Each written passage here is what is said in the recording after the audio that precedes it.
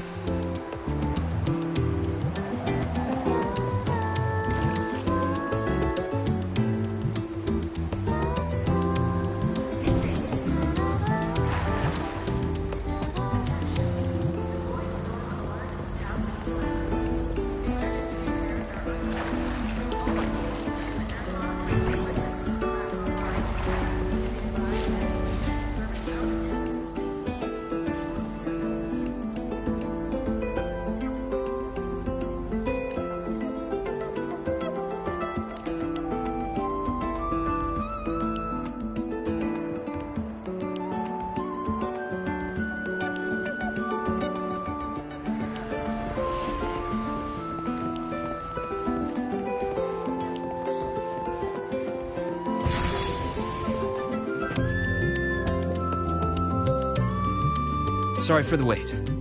How's our furry friend doing?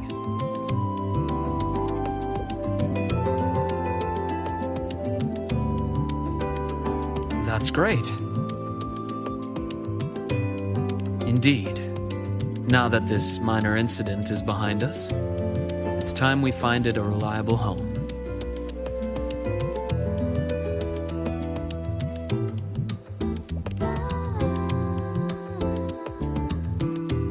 Me? I mean, it can really help people unwind. So, this is the break you want me to enjoy? That's just my thought. It's up to you. To be honest, I don't find the idea unacceptable, but bringing a new life into my own is something I shouldn't take lightly. For instance, the cat would need its own space to explore, clean water, nutritious and balanced food, and, of course, enough toys to play with. And all of those things would take half of my room at least. Are you sure? It'll be a considerable amount of work. Then it's settled. Next time you visit, maybe you could bring a few toys it might like. I'm completely clueless when it comes to amusing a cat. Something that rolls or moves under its paws. Things it can tread safely. Preferably something that can help me relax as well.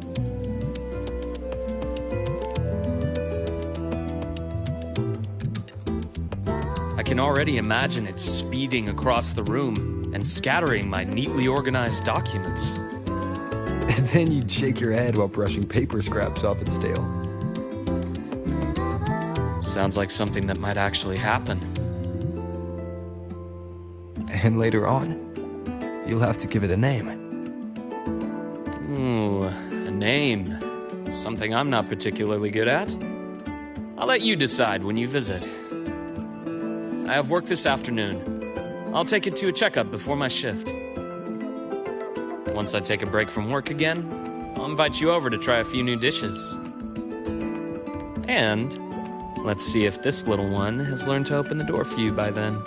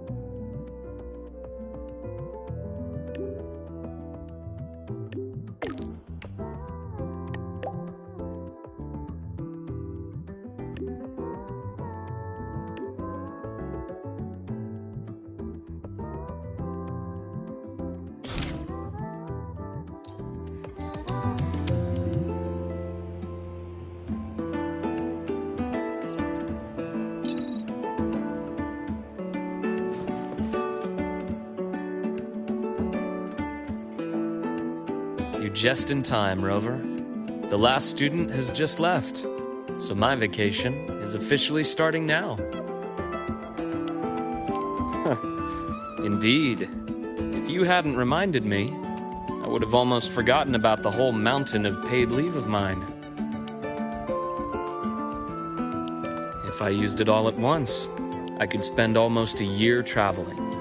But then, I imagine the academy would probably be calling me back after just a month. Well, I don't blame them. It's who I wanted to be. And I've always done my best to live up to that. Unfortunately, not everything works out as I'd like. That little cat and I, for example, haven't really clicked. It ran away on the 3rd day in my dorm. Now it only comes back for food when it's really hungry. It lets me pet it while eating, and even for a little while after the meal. Then it always scampers off. Perhaps some cats aren't really cut out for being indoor pets. The fact that it keeps coming back probably means it already considers this home. Do you think it'll always come back to you? Maybe. Or maybe not. Well, it's not like I can have a counseling session with a cat and have it open up to me. For such a free-spirited little creature, there's no controlling it. Perhaps all I can do is give it the space to be free and go wherever it pleases. So that's why you're not forcing it to stay. Yes. It's a lot like life itself. We can only control so much. There's so much more we can appreciate. Why did you become a psychologist, Luke? You see, when someone is under too much stress, they can grow numb to the pressure itself, while losing some of their empathy for others. If a person has to bear that stress while still holding on to their empathy, the pain has to go somewhere. It can lead to outbursts, lethargy, or even self-destruction. On that rainy night, someone stood by that gravestone waiting for me. Just knowing I didn't have to face everything alone was enough to stop me from falling into the abyss. Most of the time, being alone or not might not make much of a difference. But when you're trapped in despair, a little support is like a lamp in a long, dark night. So now, it's my turn to be that person for others. That includes you. I hope that if you're ever feeling too tired, I'll be the first to notice. Glad to hear. I'll keep working on it.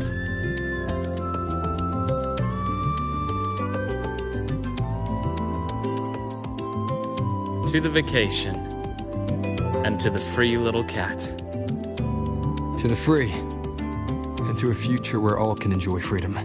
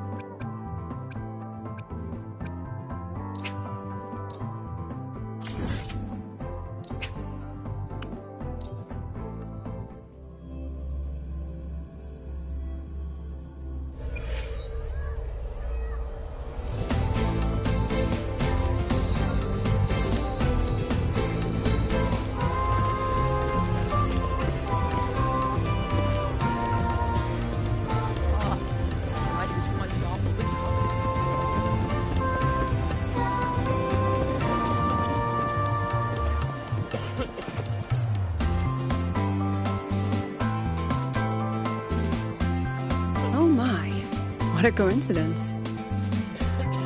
That look on your face says, why is she here? Did something happen again? Relax. I'm simply out for a stroll, making sure everything is running smoothly. The students worked so hard for this celebration. It'd be heartbreaking if anything went wrong again. So I've arranged for reliable people to watch over things. No need to panic. So, what really brings you here?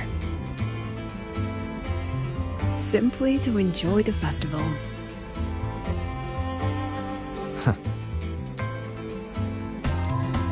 Now, relax those shoulders. The new solo celebration doesn't come often. It'd be a shame to miss it. The venue's lively. You should check it out. I'll pass. Some students look at me the way mice look at cats.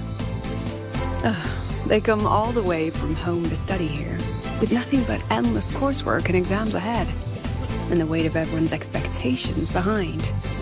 All while clinging to those big dreams and ambitions of theirs. Just think of all the pressure, loneliness, and hope they bear. And I'm the one who decides whether they stay or go. Someone with that kind of power doesn't belong in their little refuge from stress. What about you? How do you deal with stress? Just like this, wandering around, joining the fun. Most of the time I stay in my office for the students' sanity. I'll put on something popular with the projector to lift the mood. Something popular? Usually films, but I like plays and operas too. Oh, and those short clips everyone's addicted to lately. Surprisingly delightful. Speaking of which, when you're free, how about watching a movie together? That's the spirit. I'll keep an eye out for a good movie then. All right, that's enough leisure for today. Until next time.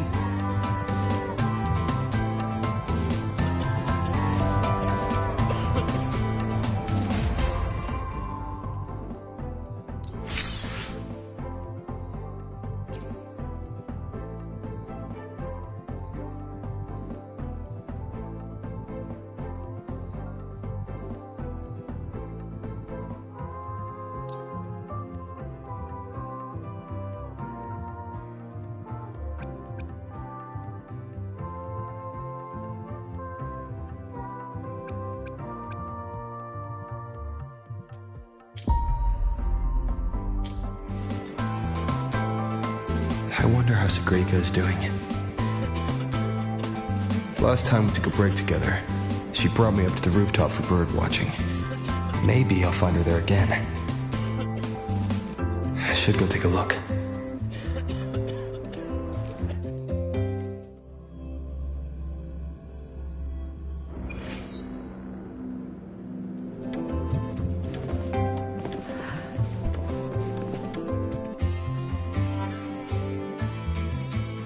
Oh, you found me, Senior.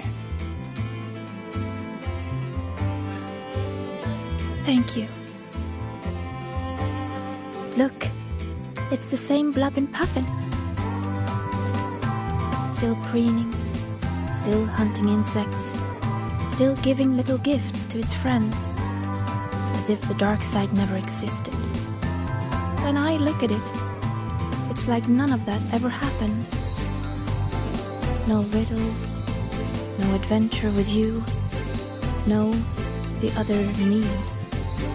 But I know I was there. When I close my eyes, I can still hear those voices. I can hear that Sigrika telling me, you'll always end up back here. If I go back, what would happen? I'm scared to find out. Though you told me not to think about it, I still ran away and hid myself here. Professor Lucilla, Dr. Luke, and me, we're all here to help. So, allow yourself to step away and rest a little before you find the answer. Then, can can you stay with me a little longer?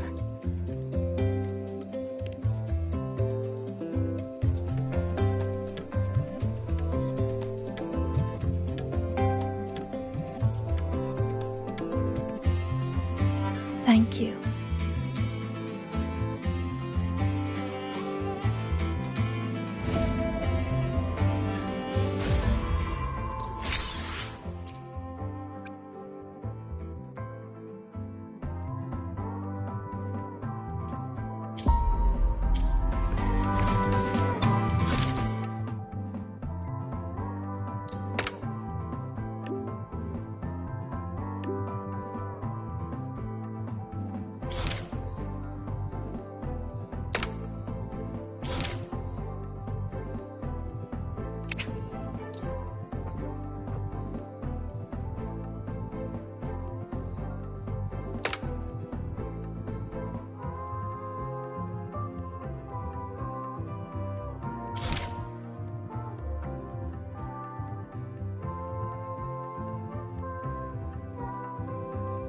A new riddle's out.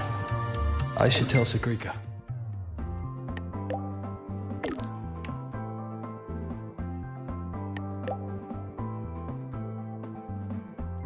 No reply from her. Guess I'll go see the divinator myself first.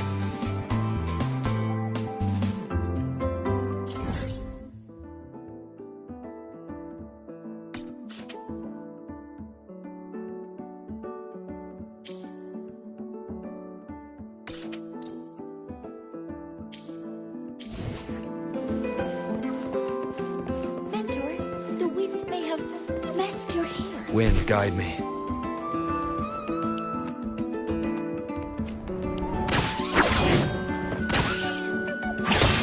Let's just make do with a first to the trail. Good to see you again. Heading to the testing field. Be careful. Relax, some of plenty to do.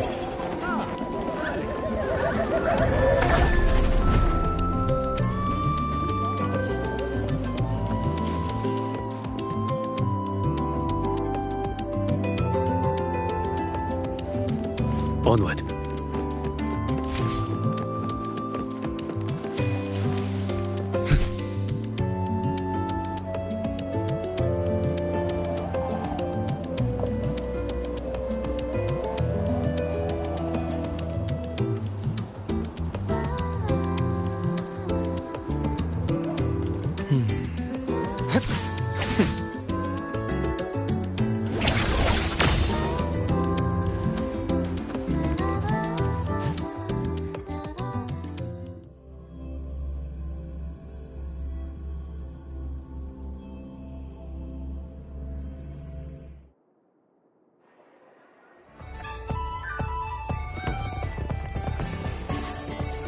The path's clear.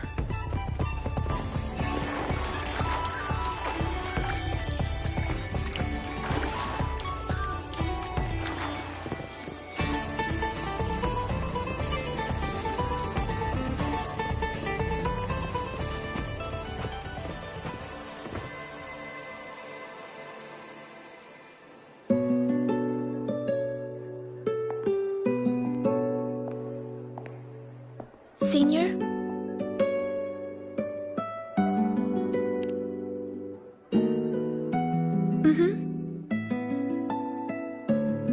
I've been talking to a lot of people lately. Linnea told me about her past and how she felt lost before she came to Star Torch.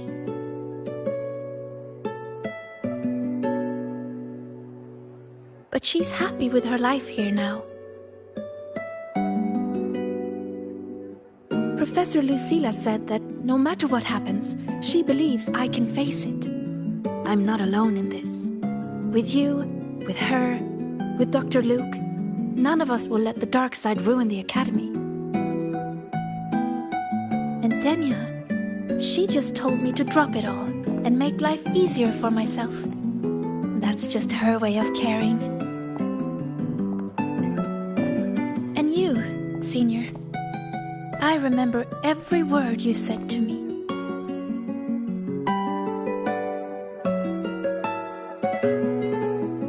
All your voices are like gold.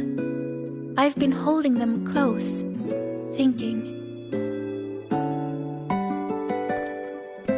I'm the one who made the dark side like this, then going back and solving riddles is exactly what the Fraxidus wants, right?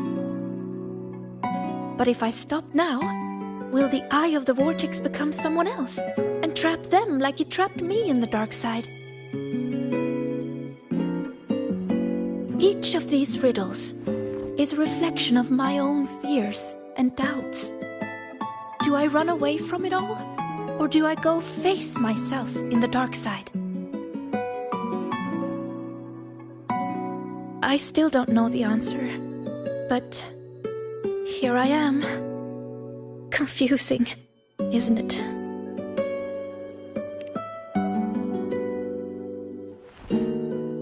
I want to find the answer myself.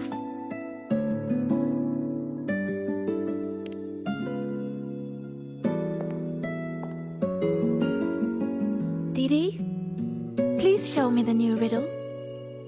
Dee. To solve the riddle first.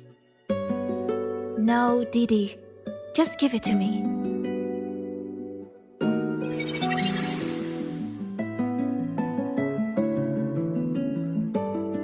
There's only one line on it. Go now to where the revelry began and face your true heart.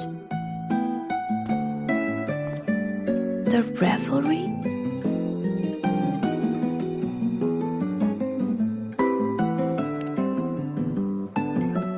Then it's beginning. Must be the entrance to the celebration venue. Let's go check it out.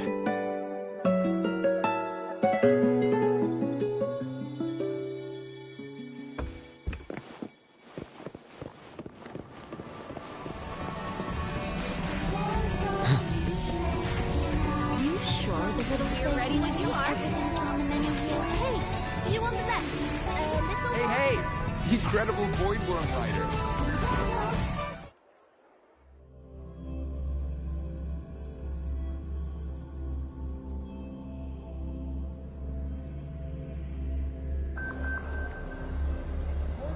Look!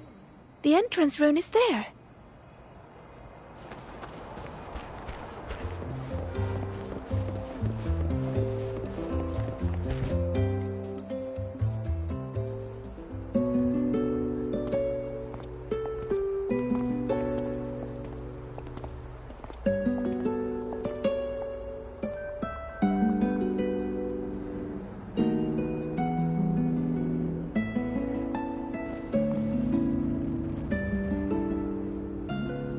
A little. This last riddle says I'll have to face my true heart. But what will it look like? My failures? The cost of running away? Or maybe...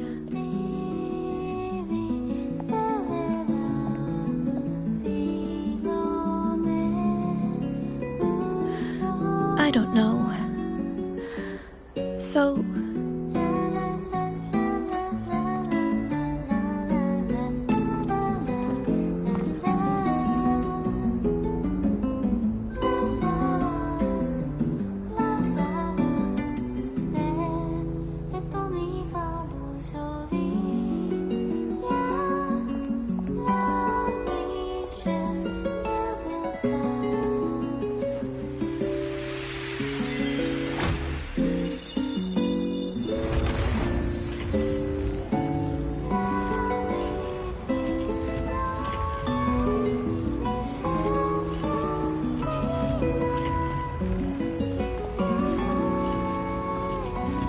Look at me, Senior.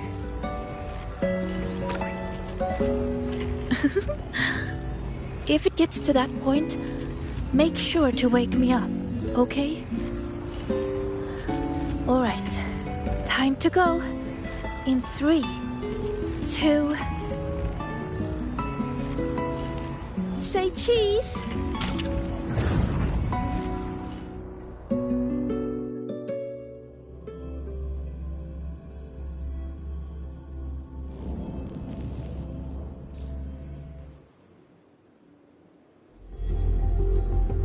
Is this Sigrika's dorm?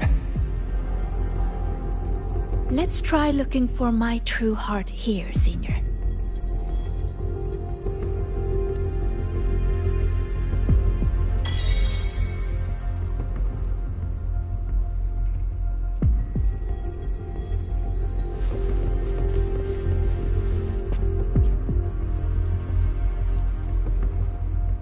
Don't look at that.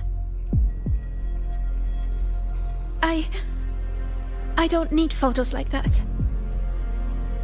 Navora always told me I could do anything because I'm a future Heliodic 6 successor.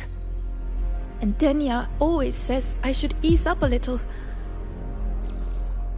No matter what I do, they're always there to support and comfort me. Their trust means so much to me, but the more they give it, the more terrified I am of messing up, of seeing disappointment in their eyes. It's that fear that kept me pushing forward. If I were all alone from the start, I wouldn't need to worry so much. Wouldn't it be easier?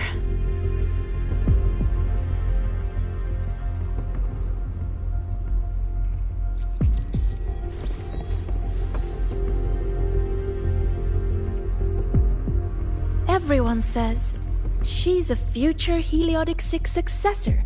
She has to be the best. So I made sure every rune calculation and deciphering was perfect, and my grades were always at the top of every class. I didn't miss a single course. I paid attention in every lecture, studied for every exam. I worked so hard to keep up, but there's just so much to learn. It feels endless. Sometimes I can't help wondering, how is anyone supposed to learn it all? That's not the answer, is it? Let's look somewhere else.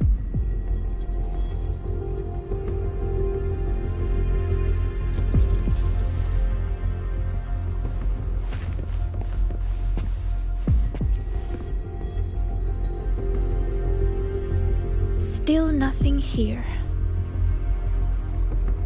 Maybe we should just rest and wait for the professors to find us. Do you think this riddle has an answer, Sigrika?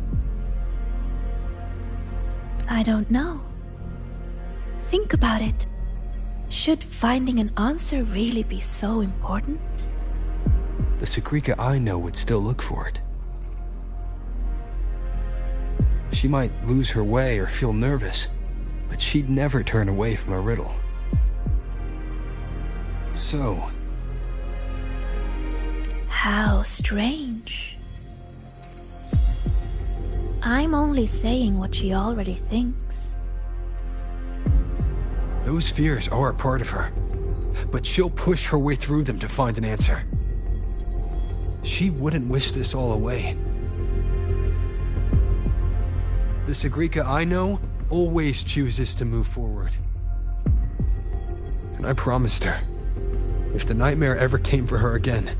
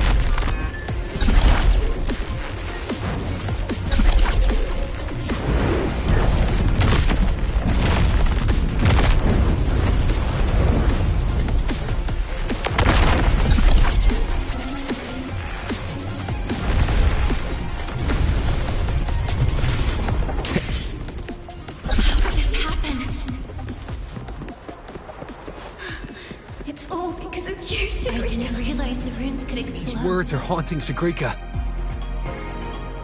She's lost in a nightmare now. I have to wake her up.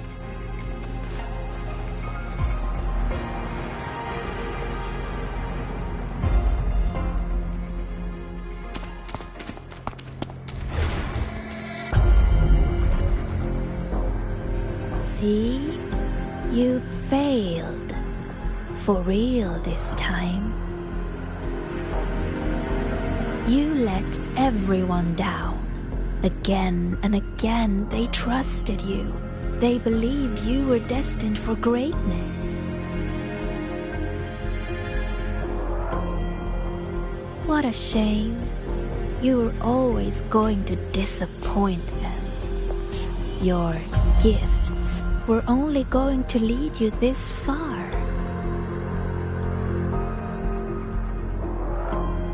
So, why not just give up? Don't listen to her, Sigrika. It's just a nightmare. Admit it. Doesn't that sound better? No more crushing expectations from family or friends. Stand by your choice. No more endless questions from professors. No more pressure to be more.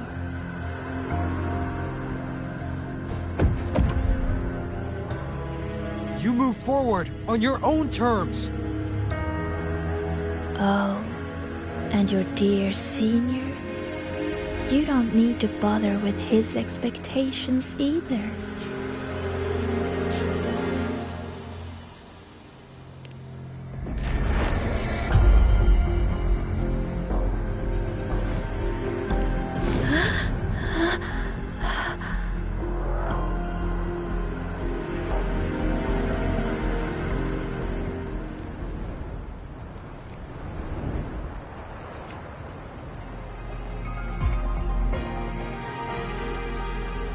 Huh? Am I back in reality? But why? Is the celebration over? What is...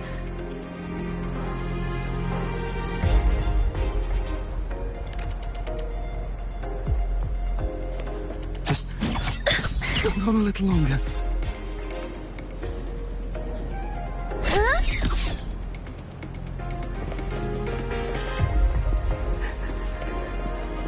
How could this happen?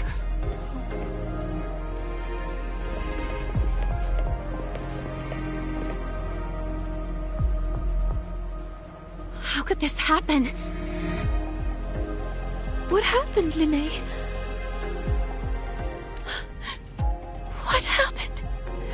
You destroyed the Academy! Why did you insist on going back into the dark side? Why did you have to solve those riddles? It's all gone. Everything's gone. No. Please, no.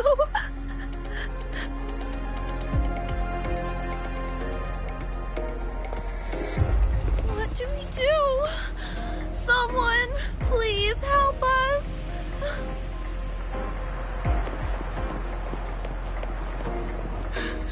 It's all because of you, Sigrika.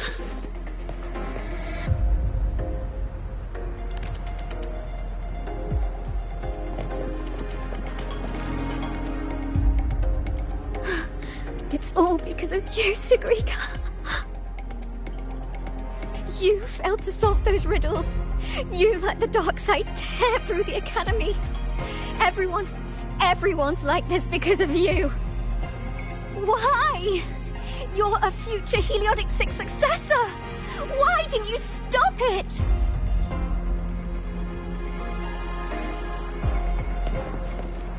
I didn't realize the runes could explode.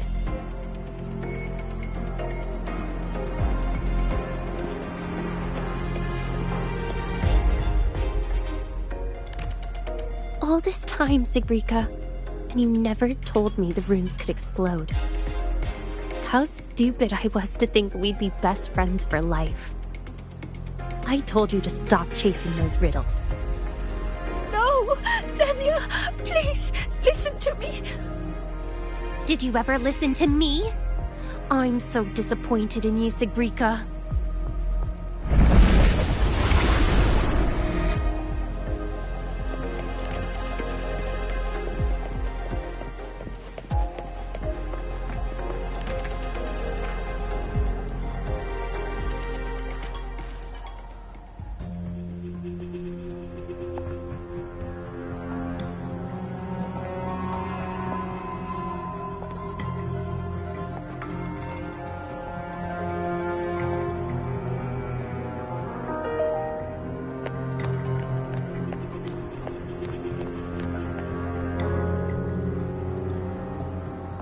Senior, what happened? Did I...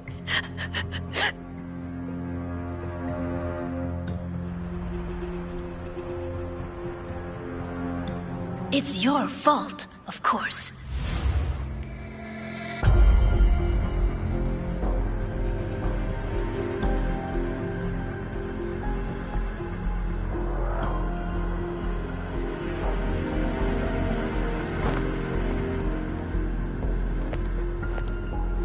You again.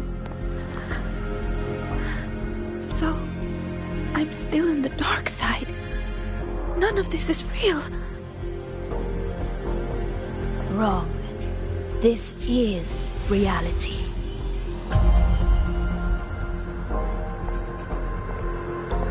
You failed. The dark side swallowed the Academy whole. And now, look around. I'm everywhere. What do you say, Sigrika? See? You failed again. And this time, it's real.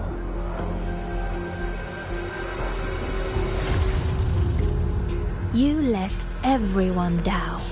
Again and again, they trusted you.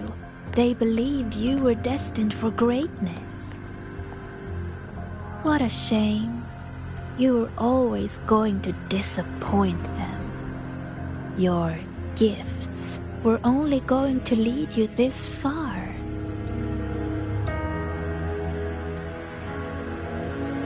You knew it all along.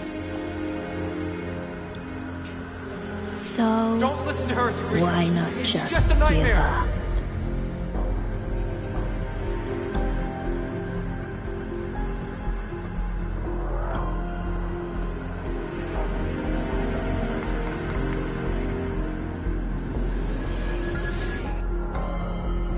Give up. Don't listen to her, Sabrina. Or is this really about proving yourself after all? You need to take a bad rest. Those voices. Wake up, Sabrina. See those pictures? Look familiar? The you in those frames worked so hard. But what did it get her? Why keep pushing when you're this exhausted? Why not just walk away from it all from the very beginning? See for yourself.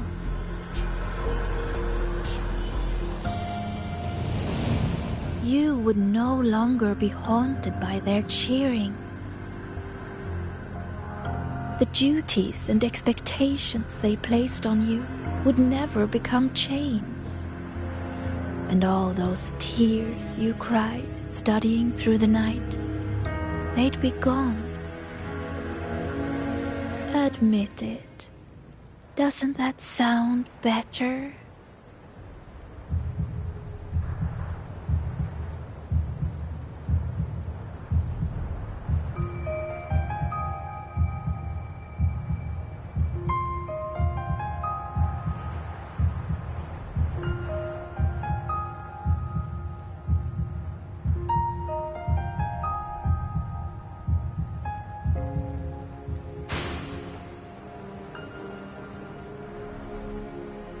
No more crushing Stand by your expectations choice. from family or friends.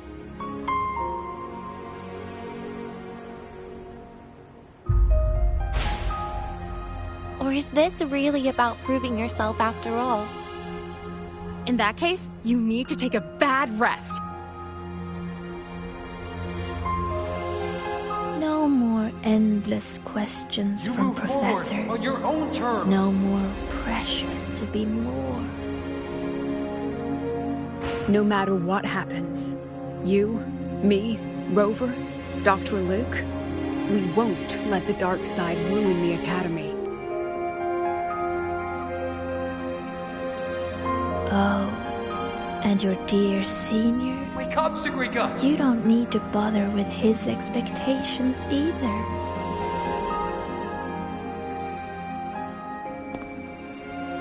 The Sagrika I know would always choose to keep going.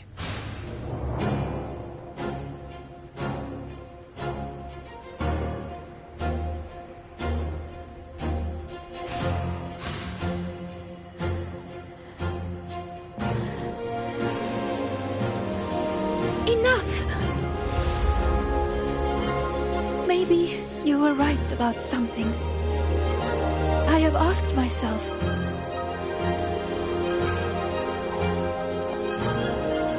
why do I have to live up to everyone's expectations? People say I'm gifted, but it's not like I can just solve everything effortlessly.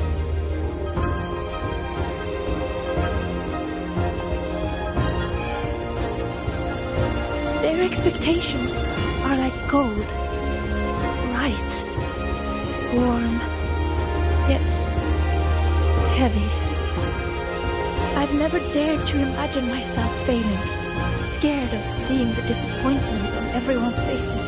But now I understand.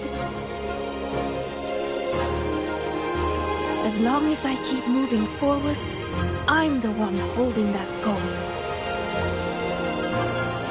A friend once told me to try our best till the end and have no regrets. Even if there are things I can't do. Well, I'm going to do them anyway.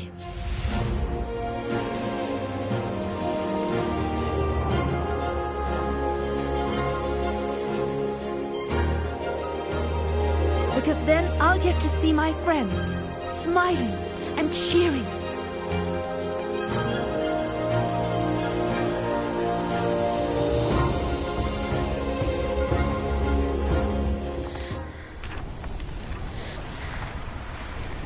So stop trying to twist what I feel. You don't get to tell me what I think, or discredit my hard work.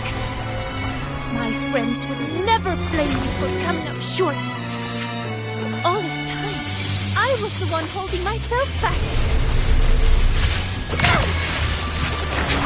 So from now on, I only do what I want to do! Why? What can you possibly do? I can erase you. And she's not alone.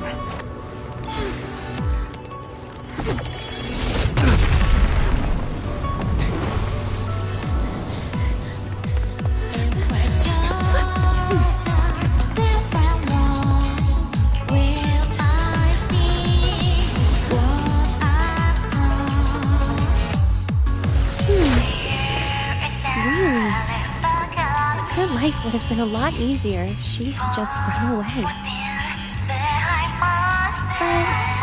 I guess finding her own answer works too. Hey! They promised not to use that!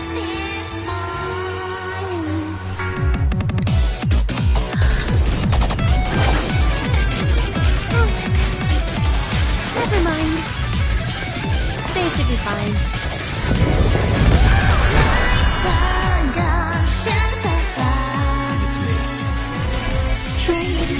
Strange, how utterly strange. So weird, yet still so determined to move on. Why is that? Because there's something I want to do. But why?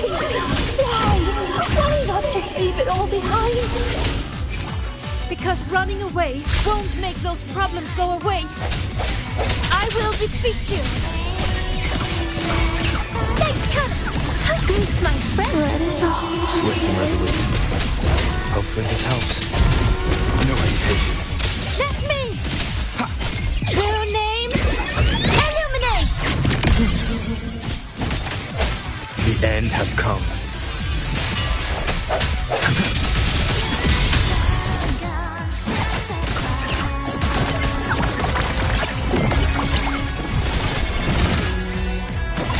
My friend. Just like this.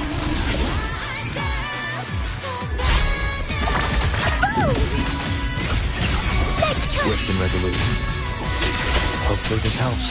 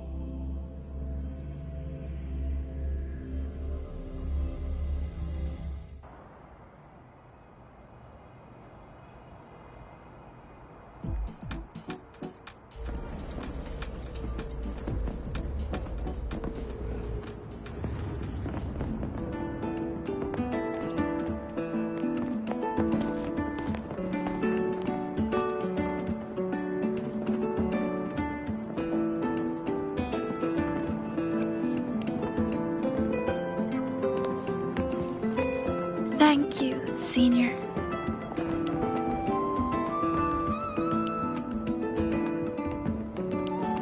When I close my eyes now, I still hear everyone's hopes for me. But I hear something else too. Their laughter and cheers. It's like gold flecked with starlight. It tells me that everyone loved the celebration. I think that's the answer to the final riddle.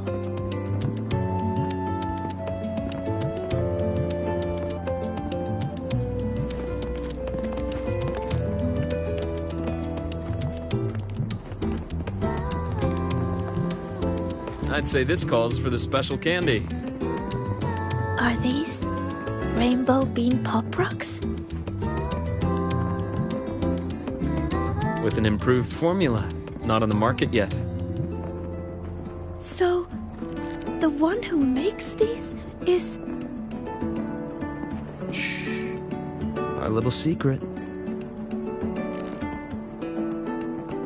Again with the candy, Dr. Luke. I'll be confiscating the extras. Well done, both of you. The vortex in the dark side is almost gone, and we've already reclaimed our access control from that tacit discord. Not completely. For now, just enjoy the celebration.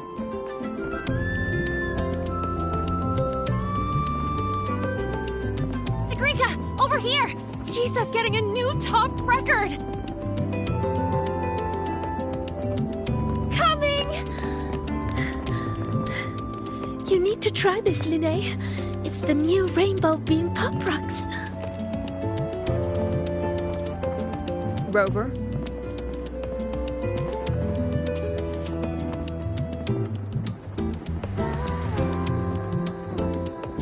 The Grand Architect's game isn't over yet. Yes, there are still more shadows to deal with. Senior! We're over here! Go now.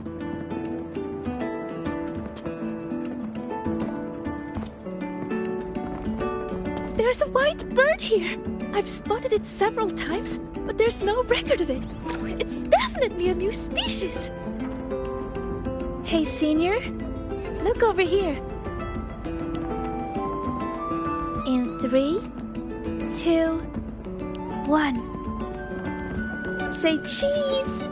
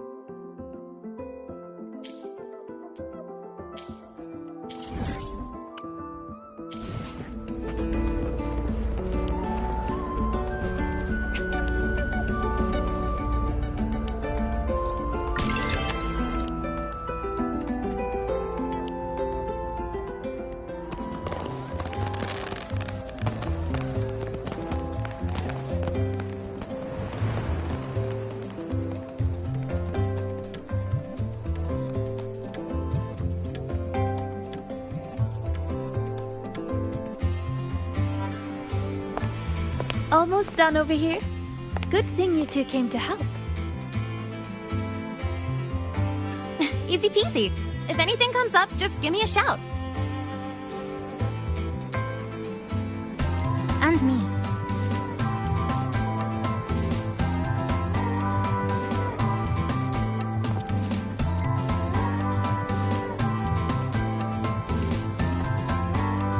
Rover! Perfect timing.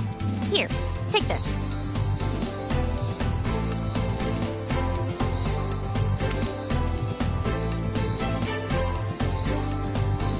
It's a souvenir ticket for the new solar celebration. Means the celebration is officially over. We didn't have the Minerva's Treasure wishing ceremony this year, so the student council made these instead. Ayla wanted everyone to have something to remember the event by. Denia was supposed to hand them out, but she's taken a few days off. Odd that Nivora's on leave too. I wonder if they planned it.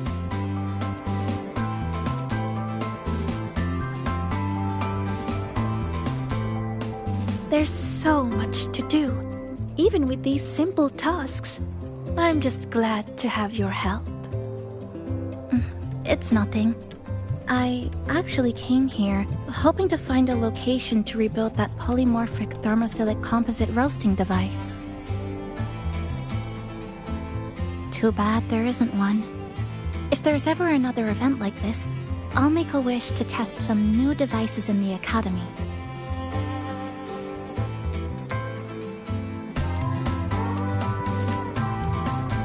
A wish, huh? I've got one too.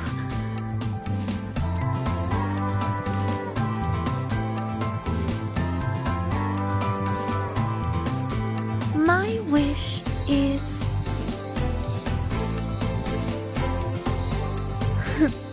I'm keeping it a secret for now.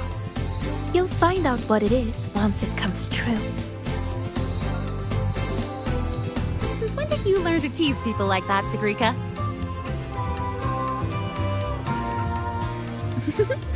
Consider it a riddle. Some wishes are better kept to yourself, don't you think?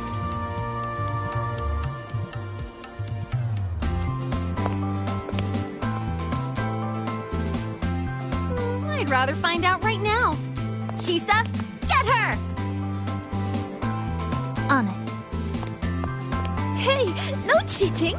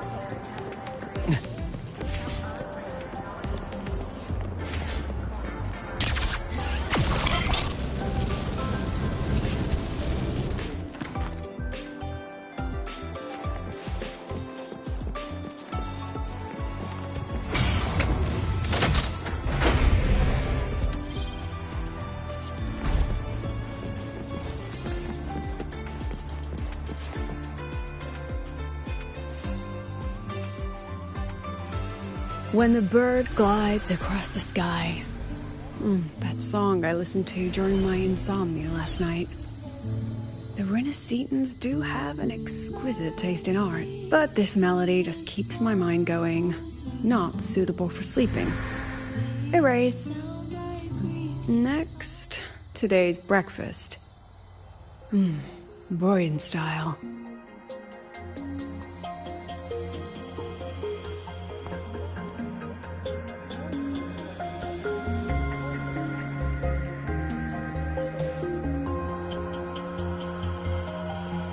All trivial. Erase it too. It was delicious, though. Alright, looks like my guest has arrived. Gotta handle the rest later.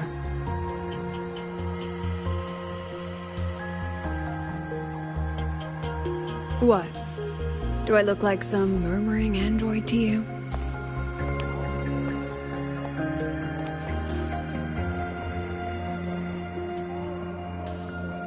Sorry, President. Were you? Tuning memories.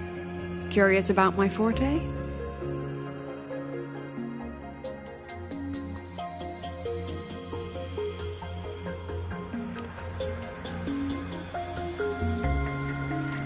Everyone leaves behind frequencies on the objects they carry.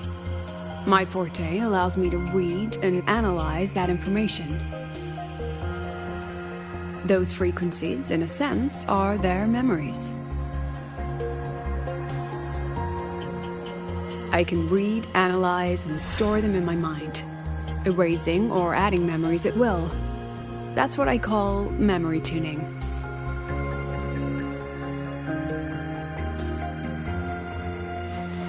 But the brain has limits, so I have to decide which memories to keep and which to discard, just like you saw earlier.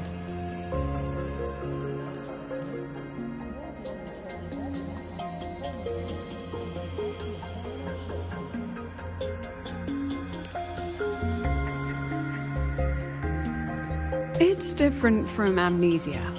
With amnesia, memories might still return. But when I erase something through memory tuning, I erase the frequency entirely. There's no recovering it.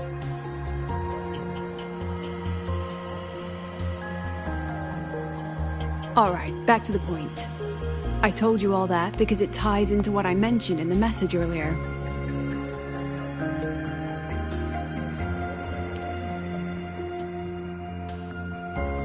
Correct. I need your help to confirm something. May I borrow an item you always carry?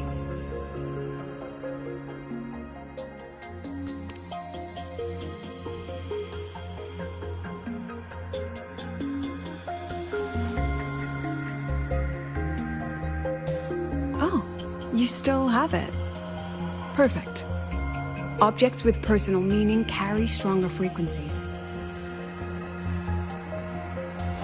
Rover, I'll need to ask you a few questions.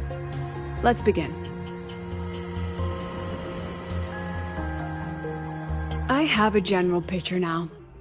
At the end of the celebration, you and Sigrika entered the dark side to solve the final riddle, and encountered another Sigrika. And you realized she was a fake when she said, "Should finding an answer really be so important?"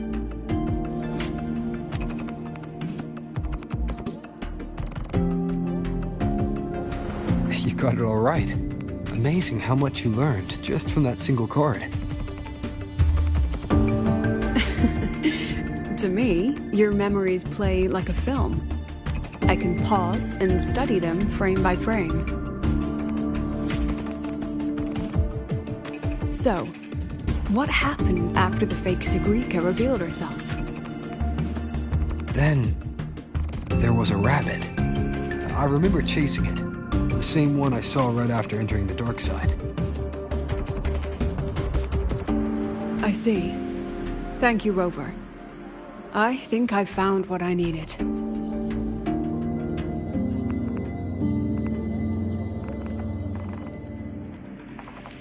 Remember when I said Mornier compared the frequencies and found that the rabbit was likely the root cause of the dark side anomaly? The rabbit leads those who enter the dark side to face what they fear and try to avoid. Just like Sigrika meeting her alter ego. Since then, the anomaly has persisted. Some students and professors have faced the same situation.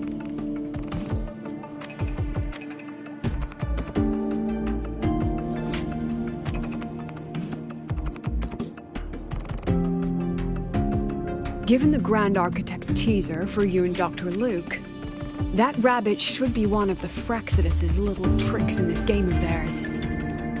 They harmed my students and colleagues with such despicable means. As the president, I'll make sure they get a taste of their own medicine. That rabbit is their pawn, which means I can turn it against them. We'll lure it out, capture it, and remove the anomaly at its source. Then, using my forte, I can extract information about the Fraxidus from it. but mobilizing the Academy's resources might alert our enemies. I need some more personal aid. Someone I trust, who knows the dark side well. And that's you.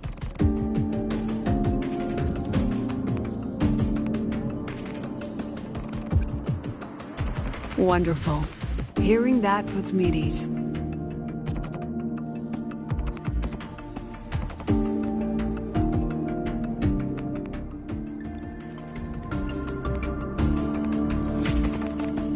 It's worth noting that while many have entered the dark side, only a few were chosen by the rabbit. While the celebration incident was a Fraxidus scheme targeting you and Sigrika, the other victims might have followed a pattern that drew the rabbit.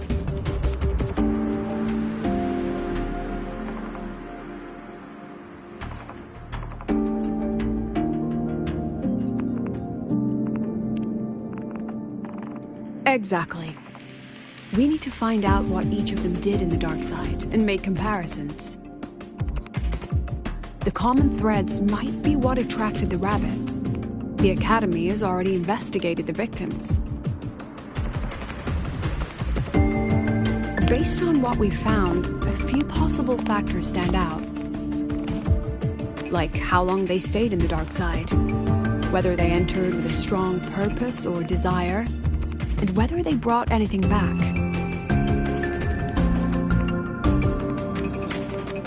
Our next lead is a professor with a pretty strong opinion against the Academy's management. That's why you as a student are a better choice to approach him.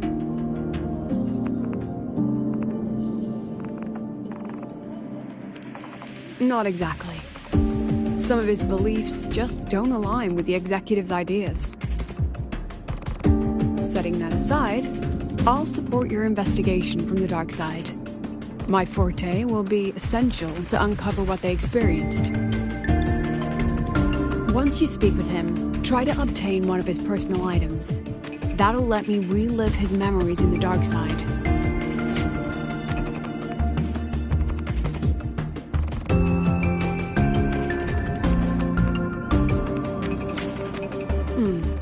Now, I've texted you the basic info on that victim. And take this.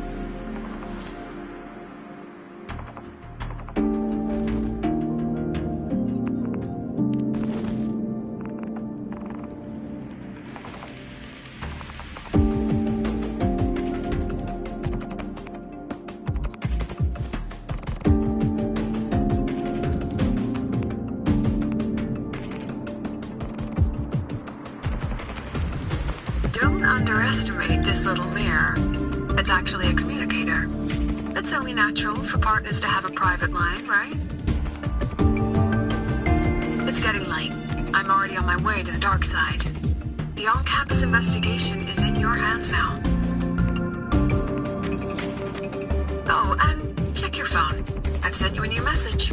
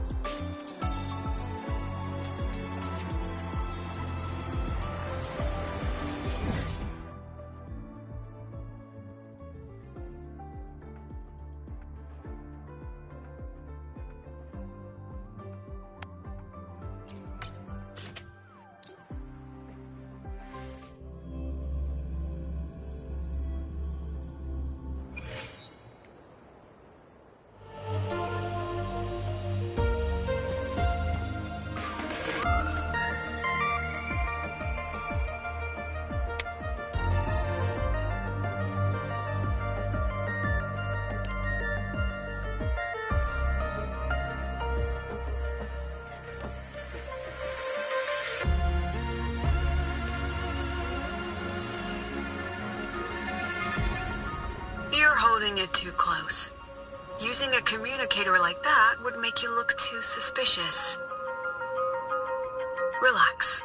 I already adjusted the settings before giving it to you. Just keep it in your pocket. The key is to stay calm and look natural.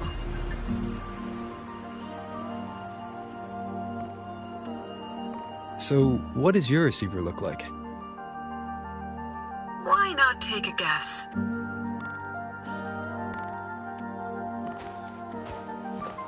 We have a winner. Nice association.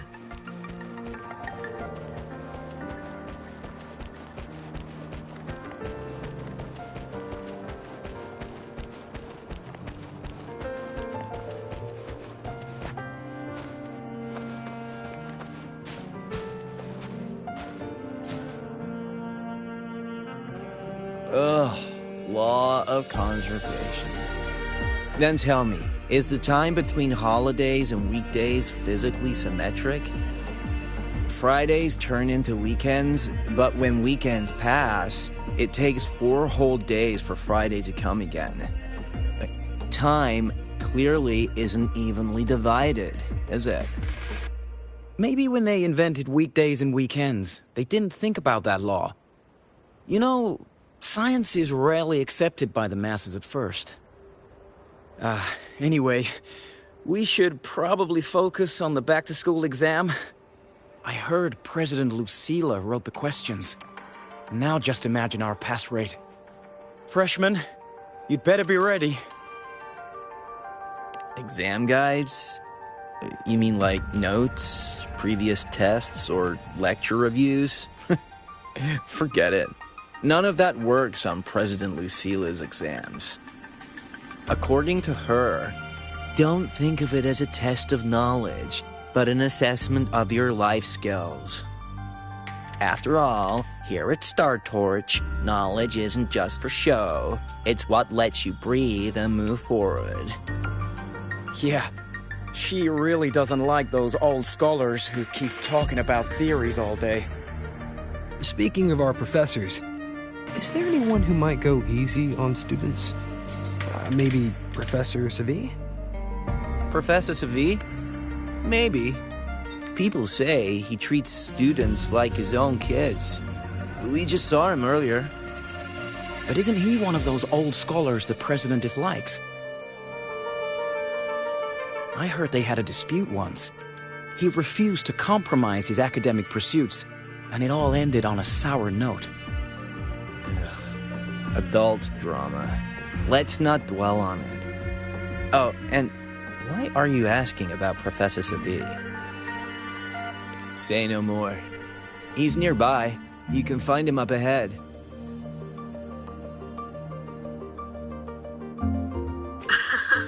They remember it so clearly. Guess my speech on the opening ceremony wasn't a complete waste of time. Oh, no panic. I simply put together the professor's finest ideas for the exam questions, and added a little extra depth.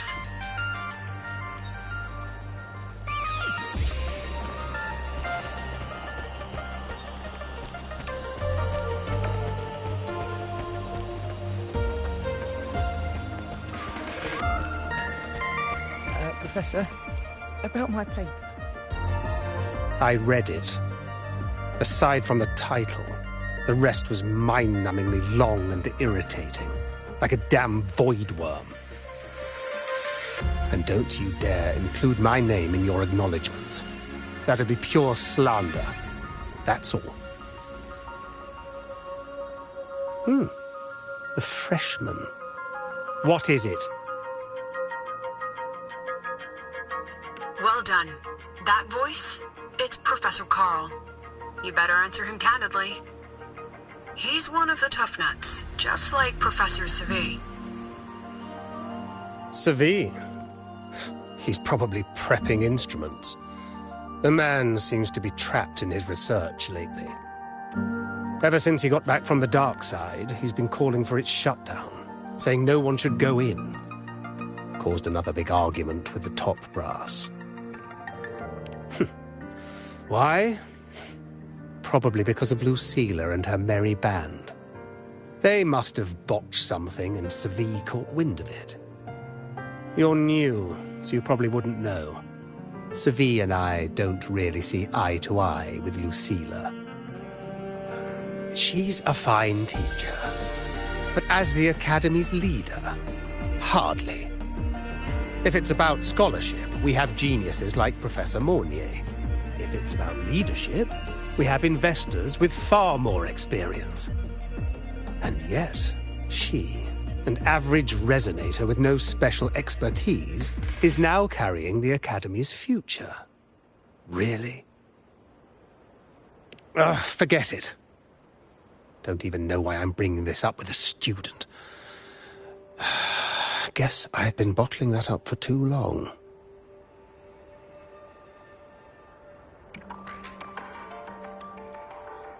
About what Professor Carl just said. Oh, don't worry. I'm fine. In my position, hearing skeptical voices is part of the job. But tell me, Rover, what do you think a president should be like? And where should Startorch Academy be heading? Oh, no rush. Go see it for yourself. Let's keep moving. Professor Savi should be just ahead. And one more thing. He is also a memory-type resonator. He can reproduce and project objects from his memories. To keep you focused, I'll stay quiet during your conversation.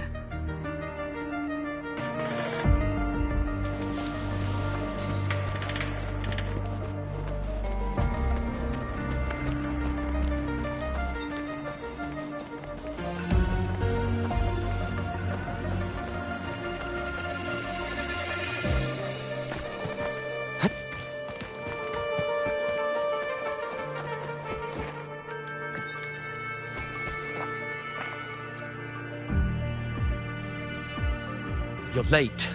Did you bring all the materials I asked for? Hand me the recalibrator. What?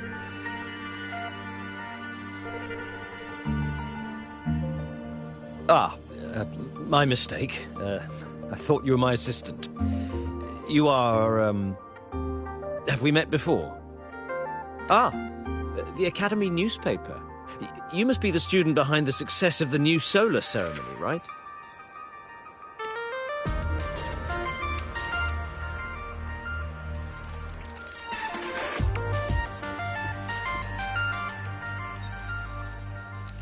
So, when the launch program for Helios bugged out, how did you manage to recalibrate the parameters? And what about the live drive data?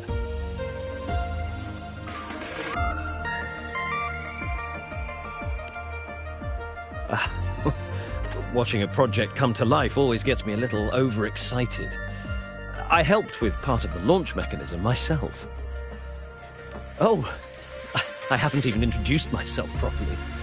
I'm Savi, professor from the Department of Engineering and a past recipient of the Space Trek Collective's Startorch Prize. This prize hasn't been awarded in years due to the difficult situation. Oh, don't get me wrong, I'm not showing off.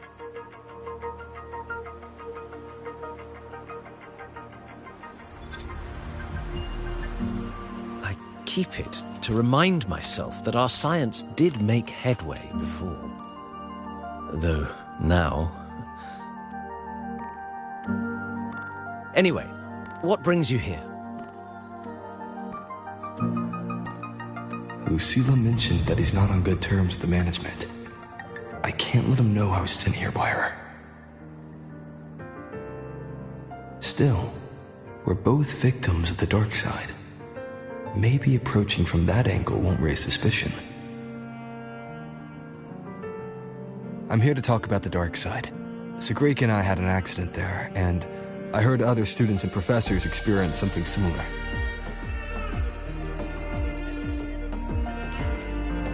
There are so many conflicting stories about it. As someone who'd been there, I want to know if everyone saw the same thing. You've entered it too, haven't you, Professor? Before that, tell me, what did you see in there?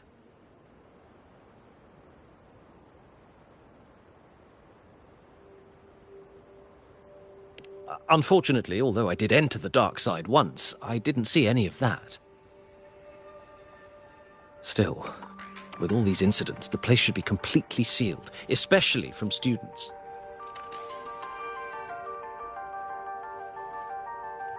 Now, I have to prepare for an experiment. We can have more discussion next time. Oh, and,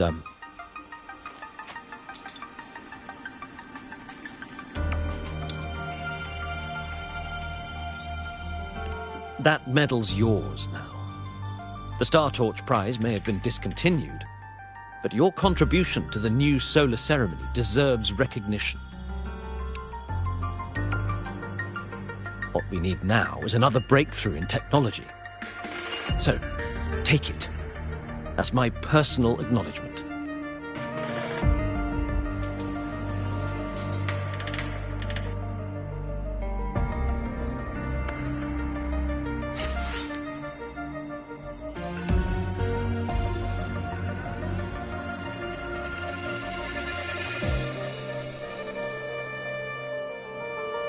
Yes, I've heard everything. Looks like Professor Savid didn't want to open up about what he saw on the dark side. Even so, that medal's a valuable lead. It's deeply connected to him. Please place the medal in front of the makeup mirror. I can't touch it myself, so I'll read and tune its frequency remotely. Excellent. Now, leave the rest to the adult.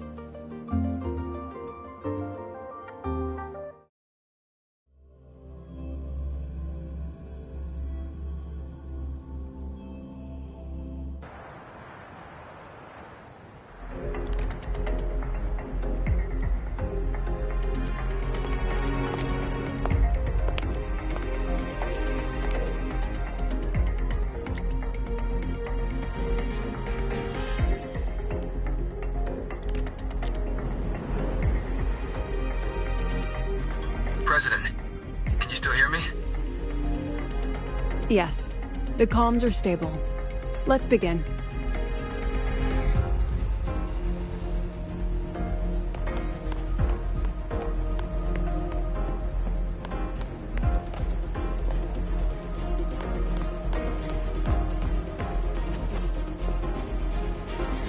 This is strange. I was setting up the room according to the riddle the Academy gave me, but now it's... Who changed the riddle? Who altered the scene? Could it be that rabbit the students keep mentioning? Either way, I should focus on restoring the room through memory projection. If a student gets misled and causes another accident, it'll be a real headache. So, this is Professor Savid's memory when he first entered the dark side. He stayed here quite a while and used his forte. From what we just saw, he was one of the staff involved in the new solo celebration. He came here to restore the scene that had been tampered with. But... Is something wrong? not exactly. Maybe because I'm a memory-type resonator too. Something caught my attention. People think memory-type resonators like us are masters of memories and emotions, unshaken by illusions or insults. But no forte is perfect. When we pour all focus into manipulating memories, information floods the mind. That's when we're most vulnerable. The anomaly in the dark side preys on the mind. If I were a Fraxidus member, I'd strike then. This projection won't hold for long. Let's move forward.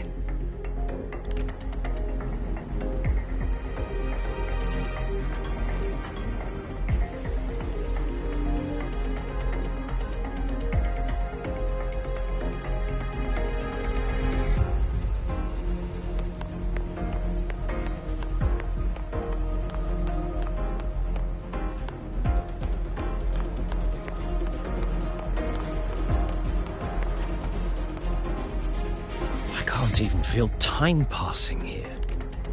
Half an hour's gone already? This one should go here. Wait, the rabbit. You again.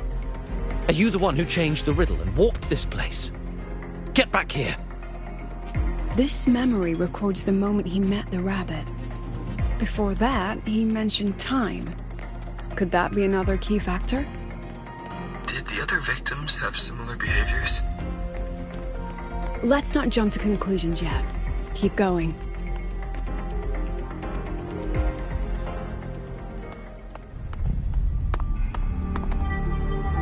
Gone again?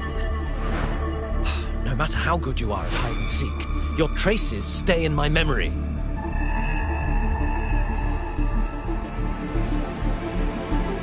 I'll just need to use my forte again.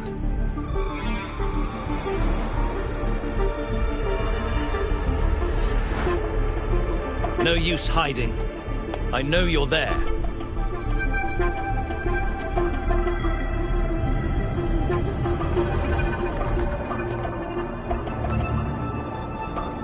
Surprised? Staring at yourself.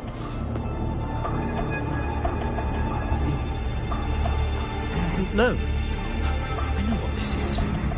The dark side's a mirror. You're just my shadow. Ha. Even if I'm a shadow, so what? I'm still part of you. Afraid your shadow might know a few of your secrets. Secrets you've been running from. You're trapped, desperate for progress. Like that Huang Long researcher who eventually threw everything away for the truth. Haskar Spectrum. That name rings a bell. I'm nothing like Paskar. Oh, you're right about that. You don't even have his courage to give it all up. That's why you're stuck here, like a labyrinth running in circles. But what if I told you the answer you've been seeking is right here? Something about your current project. Go on. Take a look.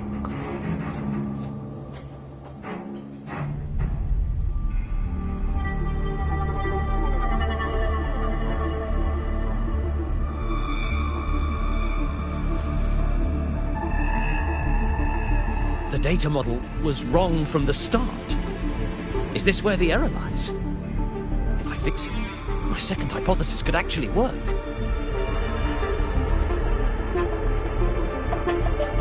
Then, based on the corrected model, the result should be...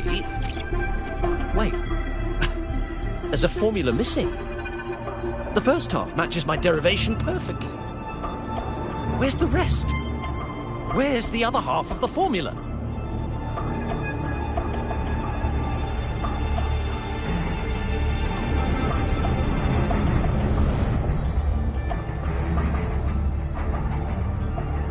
I never said the answer was free. Let's make a fair trade. Offer something of equal value, and the answer's yours. Look, I've even prepared the stakes for you. Everything tied to your research. Thesis, data, it's all here. So, which one's worth the truth?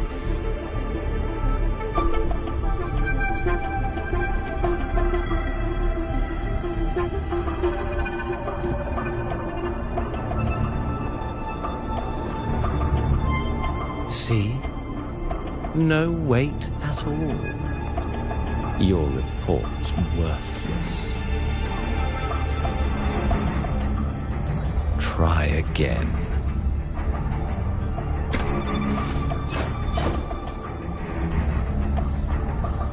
Ah, no, no, no. Far from enough. Is that the extent of your pride in knowledge? Why not wager everything?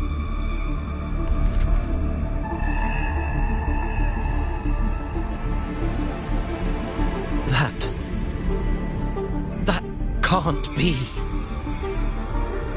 But it can. You've spent all your chips. What else do you have left to trade?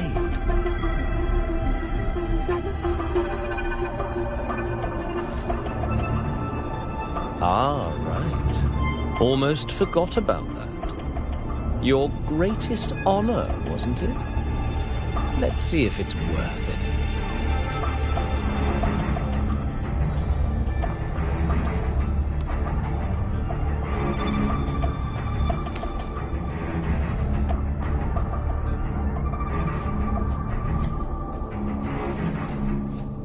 Look at that.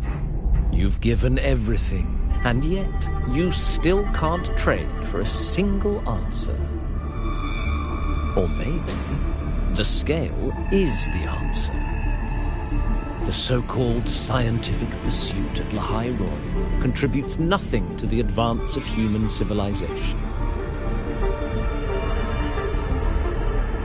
And of course, it can't change what sleeps beneath Lahai Roy. You know exactly what I mean. Enough! You don't understand anything. Oh, don't I? You've got nothing left? Oh, but there's still one last thing you can trade. Your life. Go on. This is the part you idealists always love, isn't it? I told you, you don't understand. You're just preying on desperate seekers of truth. I won't let anyone else enter this room.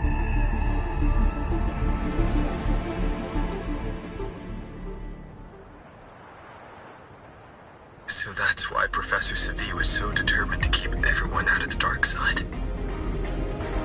He was protecting them in his own way.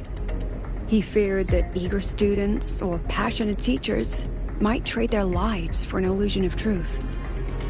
Greatness isn't just about achievement. Sometimes it's about facing reality and still choosing to live with dignity.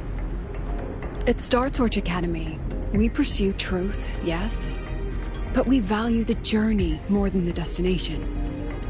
Weighing our worth on a scale? That's true ignorance. Now then, if we cross-check the clues from Savi with the Academy's earlier findings...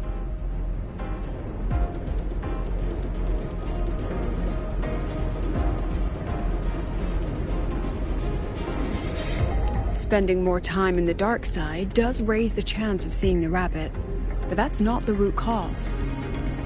Now then, if we cross-check the clues from Savi with the Academy's earlier findings...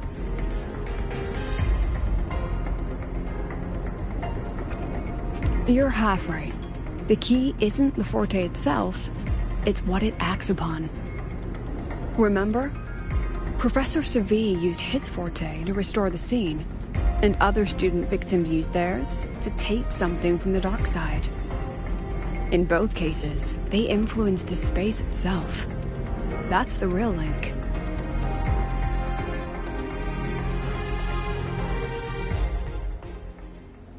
Since we found the answer, I'll wait for you here. Hello? Lucila? Look, there's actually one more thing I didn't mention. After the celebration, every Darkside victim shared one trait. They were all memory-type resonators, and there aren't many of us in the Academy. Only one remains. You understand what that means now, don't you? Focus my mind. Loosen my thoughts. Just a little. Give the threat an opening. A small price to draw it out. In that false professor's words, a fair trade it is.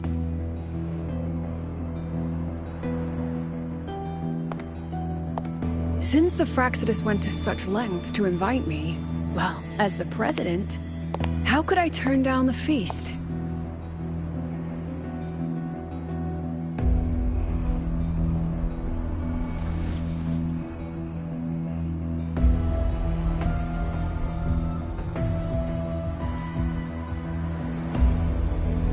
That student.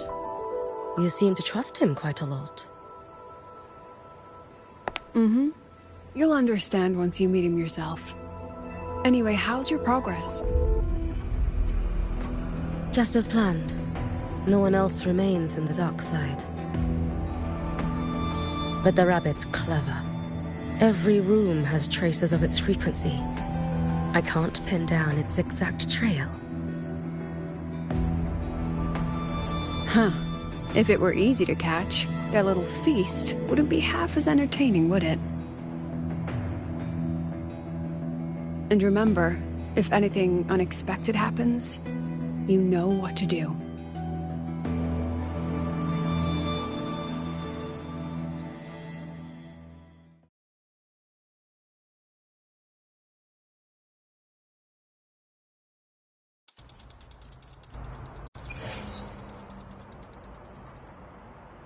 Since the Fraxidus went to such lengths to invite me, well, as the president, how could I turn down the feast? Of course. And I knew if I told you sooner, you'd either stop me or try to follow me.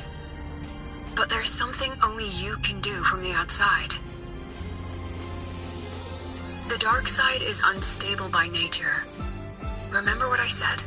The Academy used riddles to regulate its gateways. Most have been replaced by Fraxidus riddles, but a few originals are still hidden in the Academy's archive. And the archive is inclusive. Be careful what you dig into.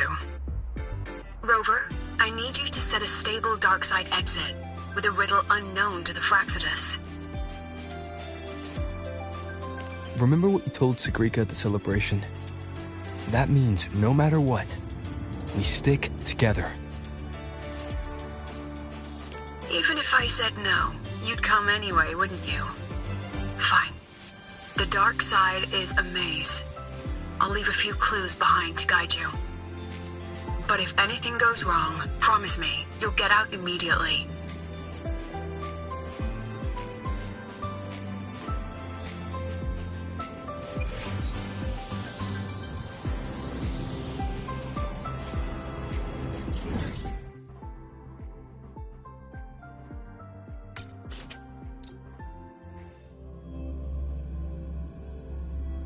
Precision and quantification are the bedrock of science. They're what make verification, replication, and comparison Why has my novel been confiscated?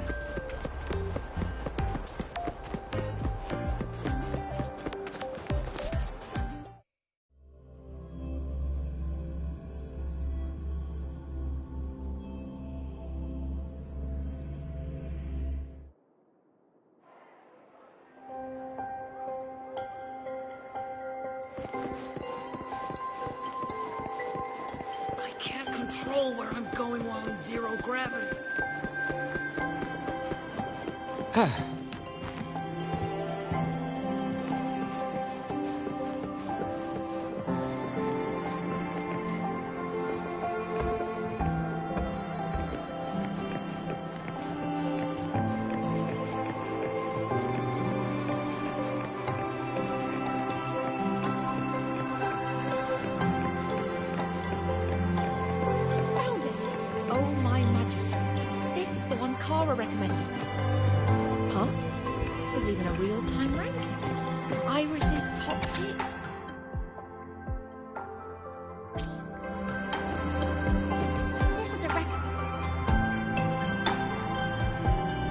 The alternative riddles for the new solar celebration. Guess this is what President Lucilla wanted. Why is it tucked into a storyboard, though? Her hobby? Hope this helps.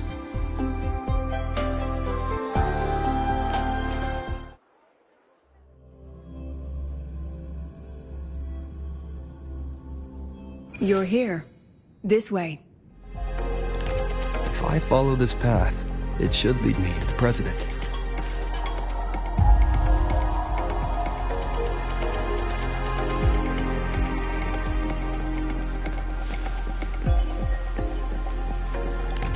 That's odd. Why are tacit discords here? And they're all moving towards her. Valves come forth.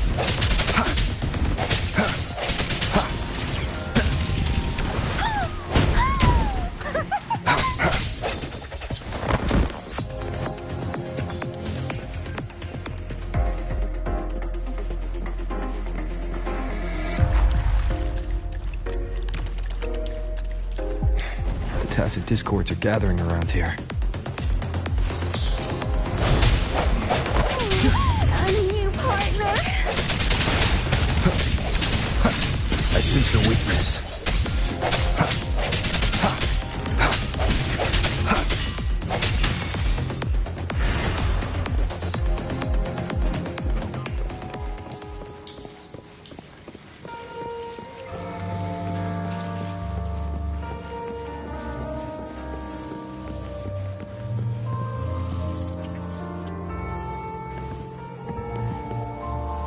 This is...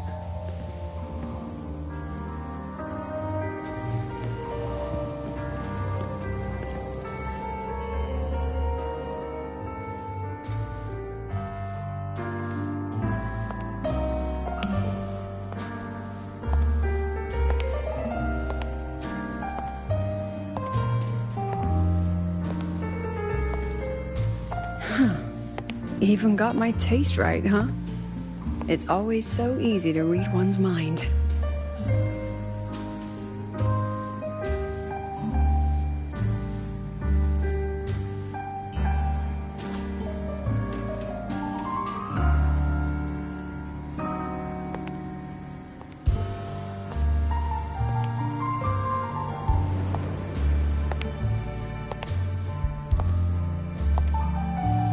The Tragic Life of Lucilla. Directed by Lucilla, starring Lucilla. Welcome. Enjoy your own movie.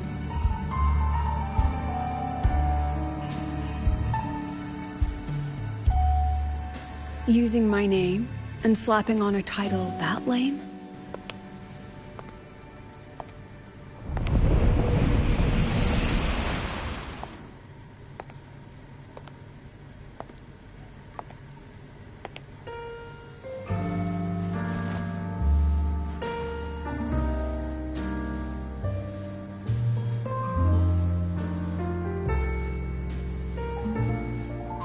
I heard the Fraxidus had a playwright.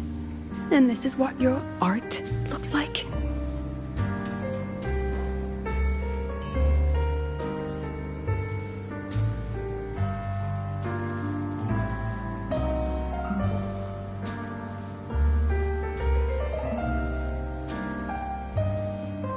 This is the story of a girl who discovered she could read memories when she started to grow up. Before she could fully develop her self-knowledge, she absorbed too many memories that weren't her own, until she lost who she was. Stealing Sophie's voice? Twisting people's lives into your cheap drama. Since when does that count as cinema? What's next? My grand arrival in Lahiroy?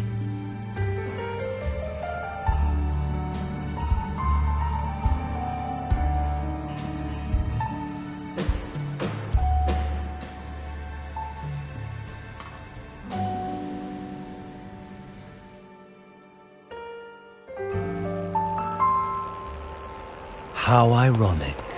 The girl who built her life on her memory gift walks into an institute buried beneath the Frostlands and becomes its leader. A flock of lambs chasing the future crowns a shepherd who can only record the past. What can she offer me? Drown in the relics of humanity's golden age? Or lead the innocent straight into the abyss?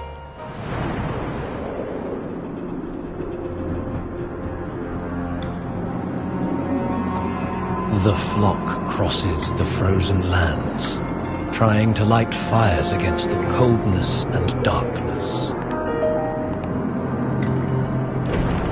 Some burn clothes, some burn books, some even burn themselves.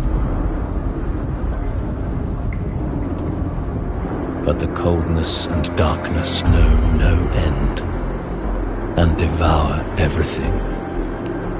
In the end, nothing remains, only silence.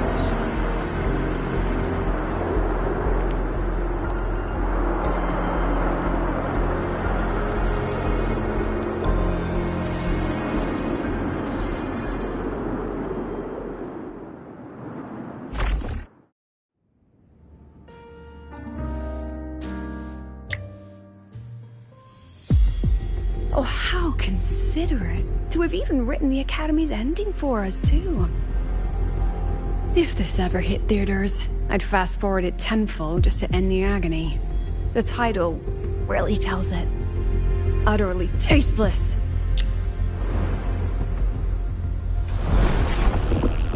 Thus ends the film. However, upon review, it's filled with meaningless actions, and its protagonist is pitifully naive. The script will be rewritten and rescreened. Actress, please wait before the curtain.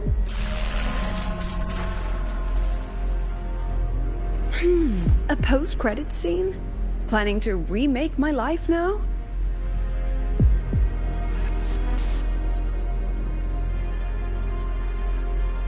Fine. Since you've handed me a free ticket, I'll see it through.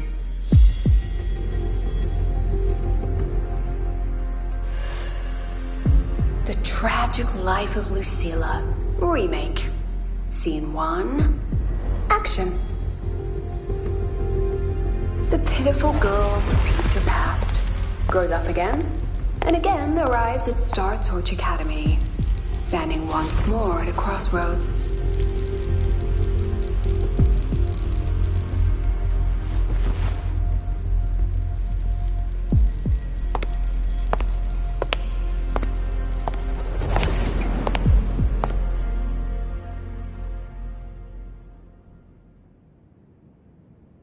Now, I'll announce the results of the Star Torch Academy presidential election. The vote was jointly conducted by each department's committee and the new Federation's Special Investigation Panel. Professor Lucilla, congratulations. You've been elected as the new president of Star Torch Academy. Well then, President Lucilla, care to say a few words?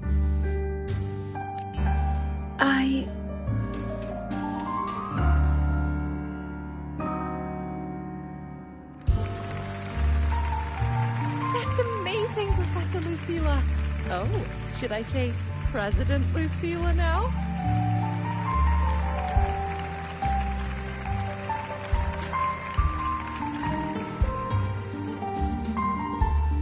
Thank you for your trust, but I don't intend to accept.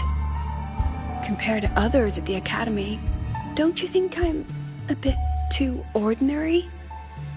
I have no major academic achievements, nor administrative experience. Honestly, sometimes I even feel small standing among all of you. Making a nobody the shepherd is dangerous for everyone, isn't it? So, please understand my choice. I'm content following at the back of the flock. I request a new election.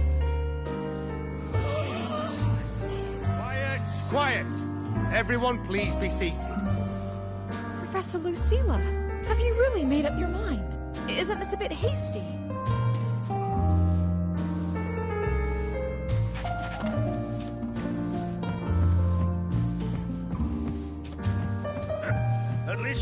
to place.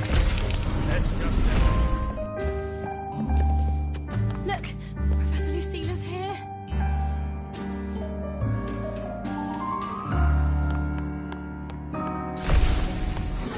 About your request, I have the right to reject it.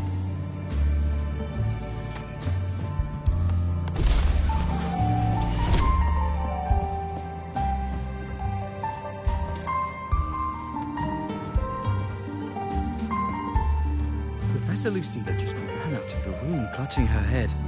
Like she's lost it.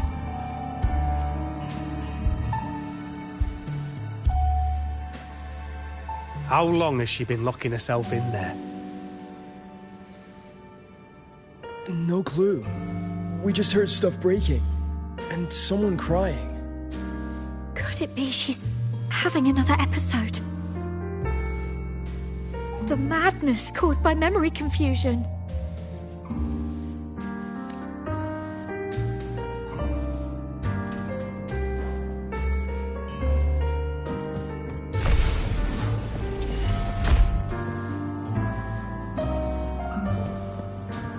Are you really quitting the project, Lucila? This will be my Made up your final mind. lecture.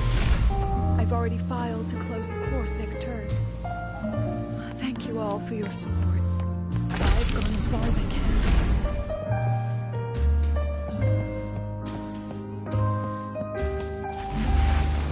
She said nothing. Deep down, she'd already accepted her own mediocrity and stopped moving forward. The girl who once forced herself to stand tall now teeters on the edge. Her curtains about to fall.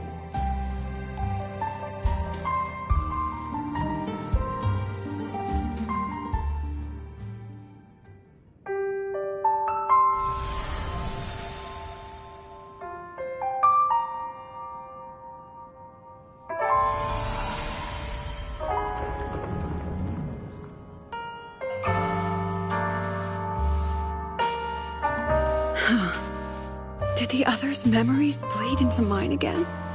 How long was I out? The meeting's already over.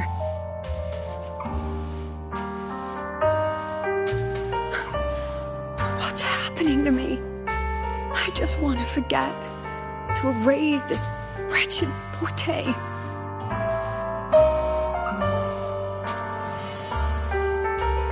Erase. Right. If I erase the memory of my forte itself, maybe then everything will go back to normal.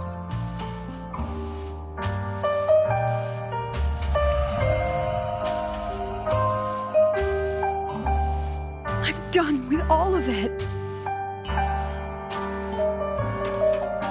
She abandoned her title, her right to explore, and now even her own forte.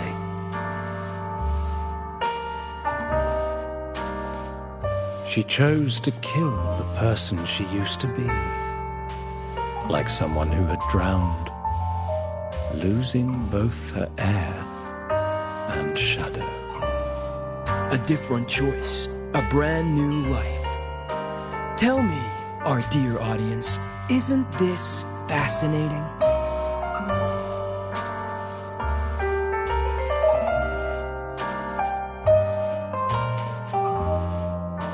If everything's destined to fade away, why not just wait it out? Enjoy the last bit of pleasure and revel in the beautiful memories before the end.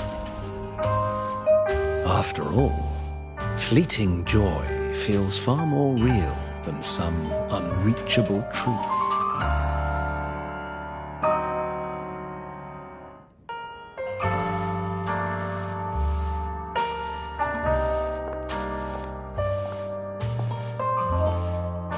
You only need to come a little closer and take my hand.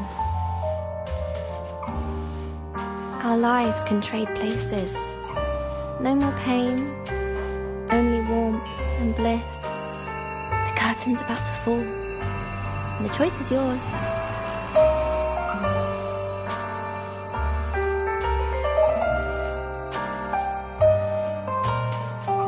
Done with your performance?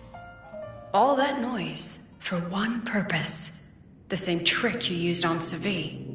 Stirring fear, pressing old wounds. Let me guess what you're after. Targeting Sigrika was just a diversion. You wanted the Academy to intervene. Next, the memory-type resonator is affected in the dark side. And you knew I'd see it. That was your invitation. So this little play, it was meant for me and all the memory-type resonators. You're afraid of something in us, aren't you? Something that threatens your grand scheme. You put on quite a hilarious show, I'll give you that. But you came to the wrong audience. You can ramble about pasts and futures all you like, but I only focus on the present. And that's exactly why your message in that film disgusts me.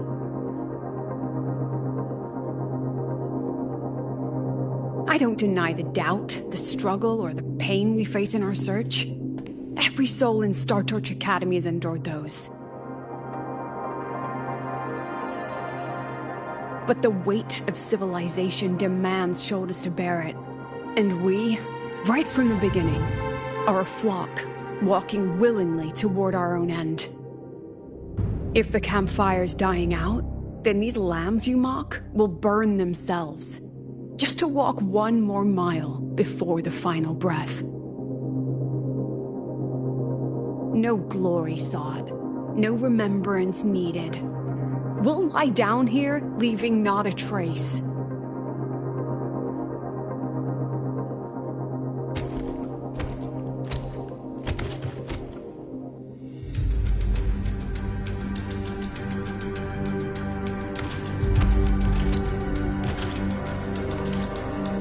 But what's the point of it all? The point? You, who watch us burn. You're the proof.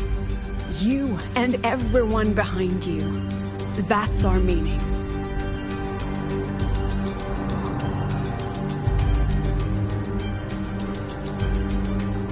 And one more thing. Whether I deserve to be the president? That's not for your cheap words or your lousy films to decide. If you're so desperate to tear me down, that only proves I'm doing something right.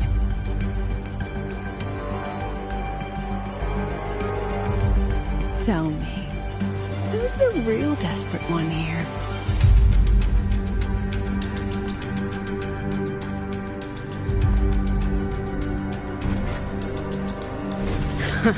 You're not the only one with backup. Checkmate.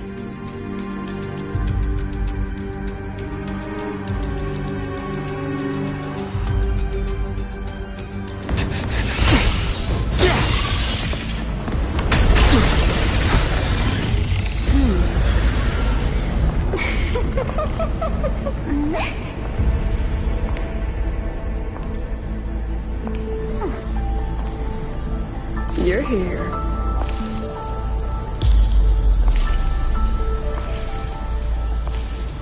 Go after it. I'll handle the rest. Come on, we've still got work to do.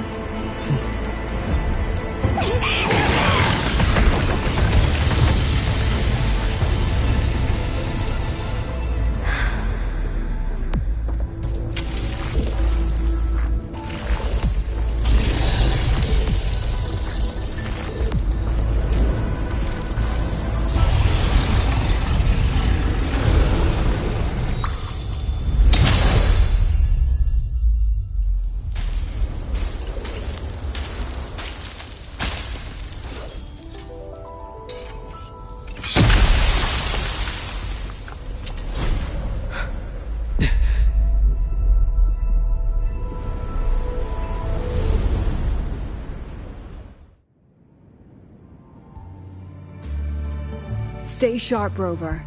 It can take the form of anything in the dark side.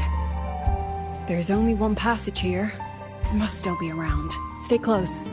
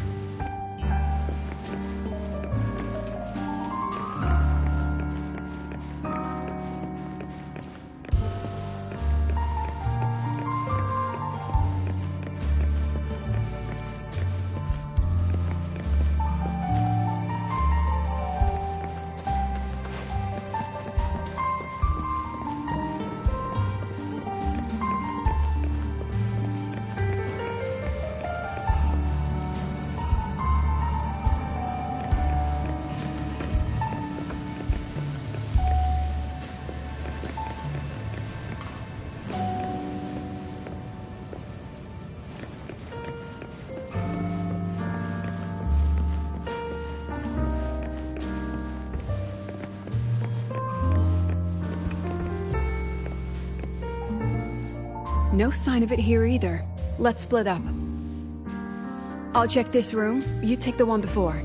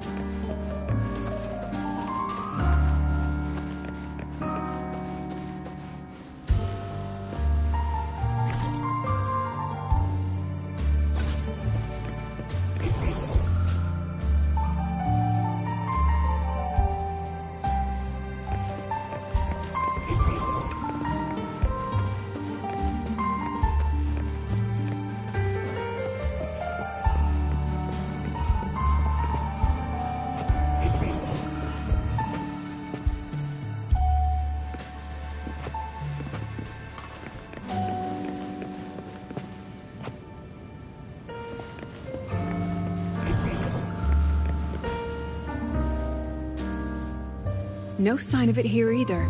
Let's split up. I'll check this room. You take the one before.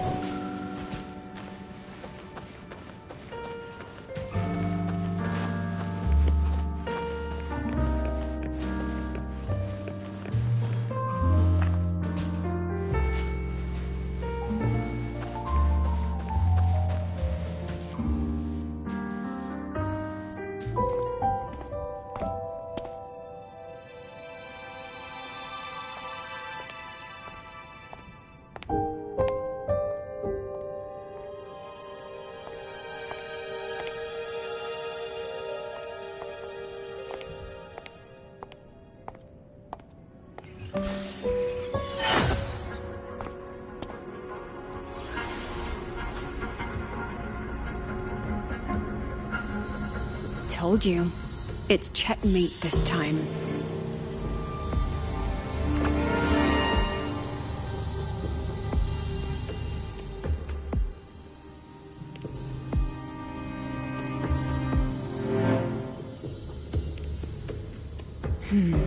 We still haven't figured out what the Fraxidus wants with the dark side.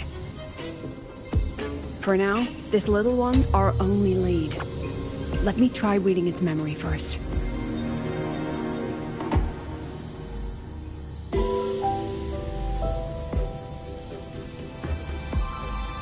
Oh, looks like I don't even need to use my forte. I suppose this counts as our first proper meeting, Madame Lucilla. Proper meeting? You're talking to me through a rabbit from your little hideout. That's what you call proper? Still, thanks for the film. It was tasteless and trashy, but I'll admit, it added a little fun to my job.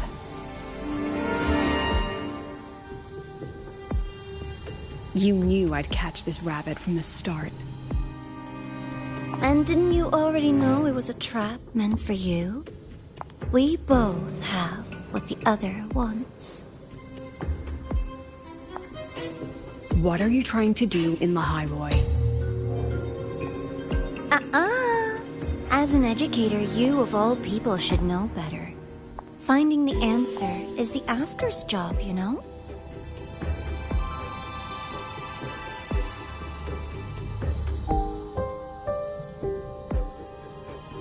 Still, congratulations! You've won this round. Won? I never agreed to play your little game. And neither did my students. Right, Rover?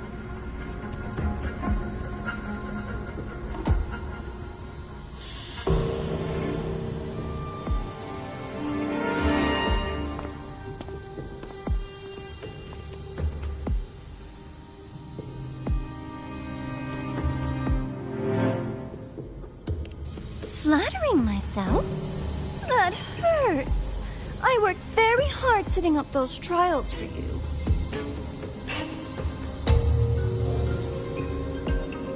If you didn't enjoy them, don't worry. There'll be a next round. And I promise it'll be far more thrilling. Because next time, we'll be betting on the very fate of Lahai Roy. Will it go boom and vanish? Or will the flames of Star Torch keep burning?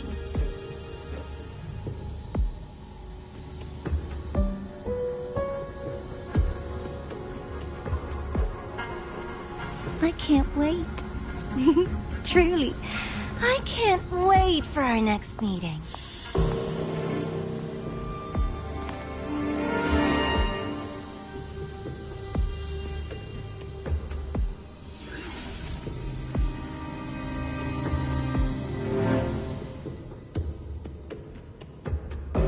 Next meeting.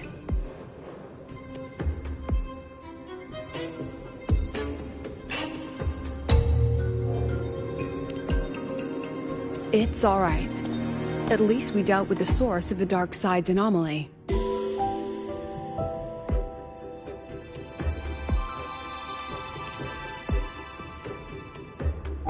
I know you've got many questions, but let's get out of here first.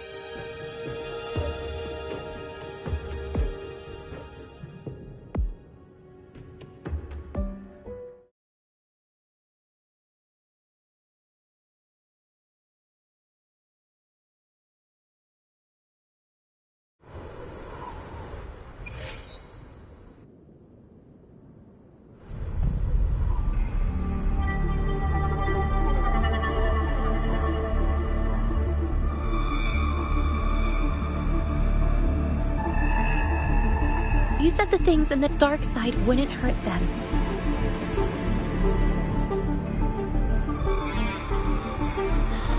Didn't I do what you asked? You wanted to help Zagrika, so I tweaked the dark side to help her see herself clearly. Besides, no one got hurt, right? Your friend, your teacher, and Rover.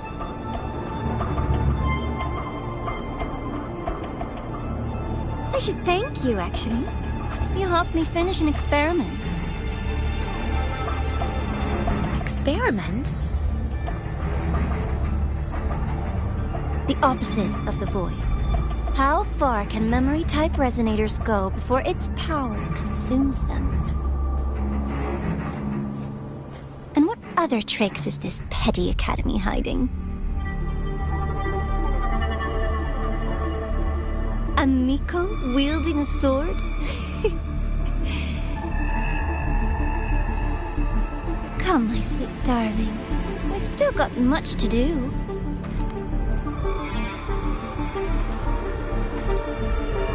What about the rabbit? Isn't it your pet?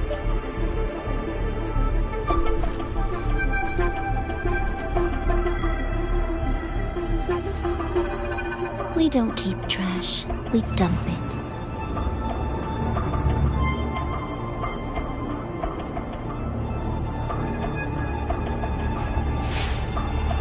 So, try hard to be useful if you don't want to be disposable.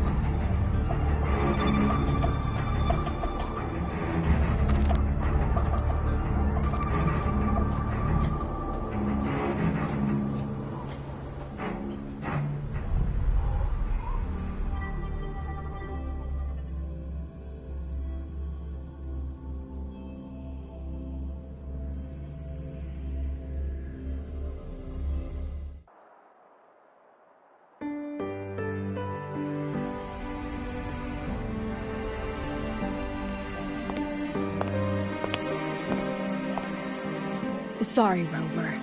I've kept you busy all day.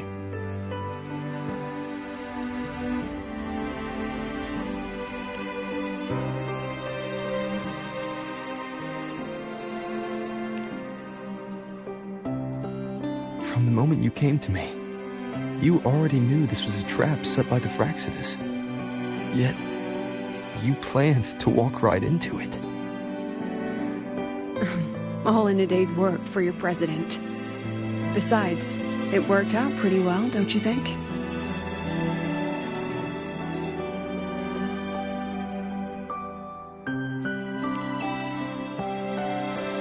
Don't worry. I know the dark side pulls people toward what they fear and try to escape from. But I learned to face my past honestly long ago.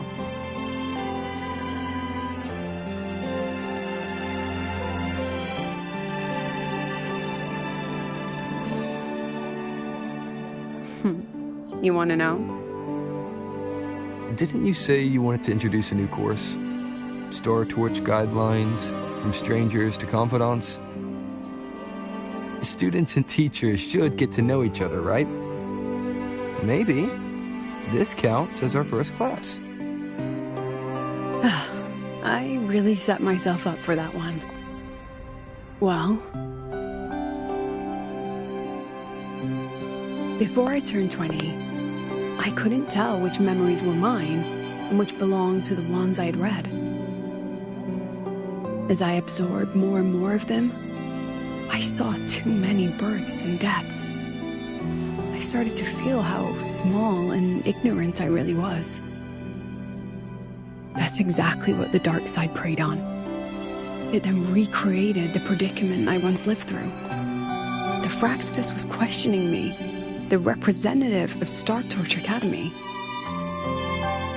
When the future offers no answers, and existence itself is destined to fade, can anything we do in our brief and ignorant lives truly matter?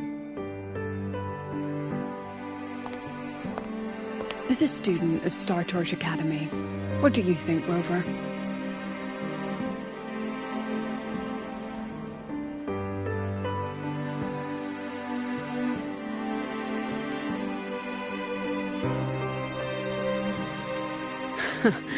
That's the kind of answer you'd say. Back then, I joined the Space Trek Collective without a real purpose. But luckily, just like you, I met a good teacher. My teacher was an ordinary man, a Roya in charge of observation in Frostlands. We both spent our days watching and recording, each in our own realm. But he never saw himself as just an observer. Again and again, he made connections with people and the things he studied, and built bridges between them. It was like how we draw lines between the stars now. In these perilous Frostlands, each person is a point of light for another.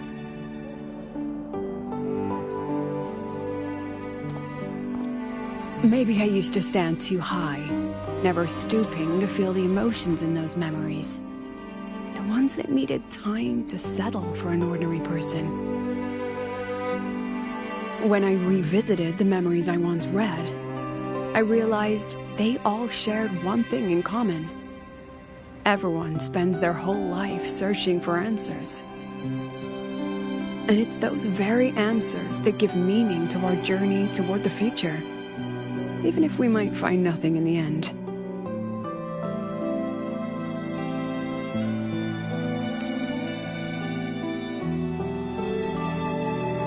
No, I'm still searching. In that sense, I'm the same as all of you. Just another student on the path. So, don't worry. Until I find it, the Fraxidus won't be able to shake me. Also, about that Miko lady you're curious about. My lips are sealed on that, I'm afraid. A president has her principles, not to mention the Academy's safety protocol. But one day, you'll see her again. Anyway, I still have to write a full report on the dark side. Leave the rest to the adults now. It's getting late, Rover. I'll see you in class.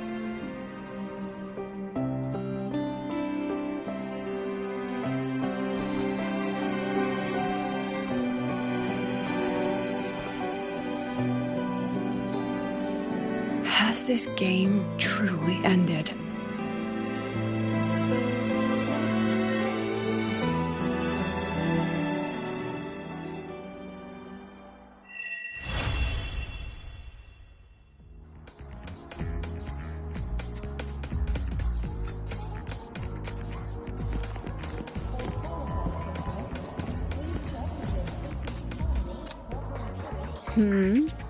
Still something you want to say?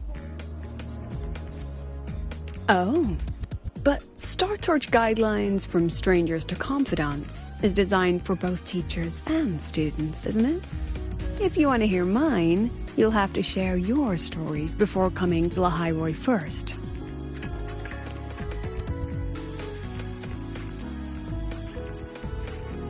People everywhere are protecting their homes in their own ways. The Fraxidus' claim that it's all meaningless is the greatest insult to our era. And your pen pal sounds like a sincere, kind girl. It's a blessing in times like these to have someone you can truly talk to. You will. Human connections are stronger than you think. Alright, since you shared, I'll tell you something you wanted to know. Let's start with my Rorin teacher. During an expedition in the Frostlands, I got caught in a storm and was separated from the others. Due to my chaotic memories, I barely understood the concept of death. An old Royan observer rescued me and brought me back to his outpost. When he learned of my ability, he asked me to help him recall the memories he'd long forgotten. In that small cabin, I read the joys and sorrows of his past. He studied the behavior of Exoswarm alone, danced the Royan dances there, and shared laughter with passing researchers. He was never lonely. I began to follow his example and actively reached out to the memories I once read. I wanted to show my respect and experience them anew. Guess what I felt then? No, it was the fear of death. For the first time, I truly feared death. I felt their most genuine human emotions facing the jaws of death. When I realized that, I knew I was finally waking up from the nightmare of those memories.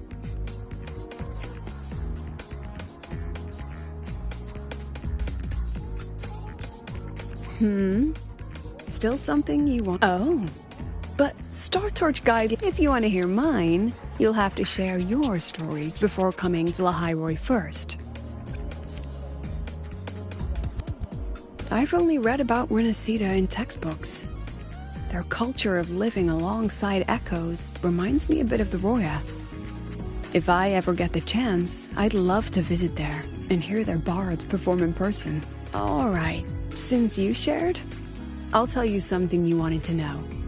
Let's start with my Royan teacher. During an expedition in the Frostlands, I got caught in a storm and was separated from the other. An old Royan observer, when he learned of my ability in that small he studied the behavior of he was never lonely. Guess what I felt then? No. When I realized that,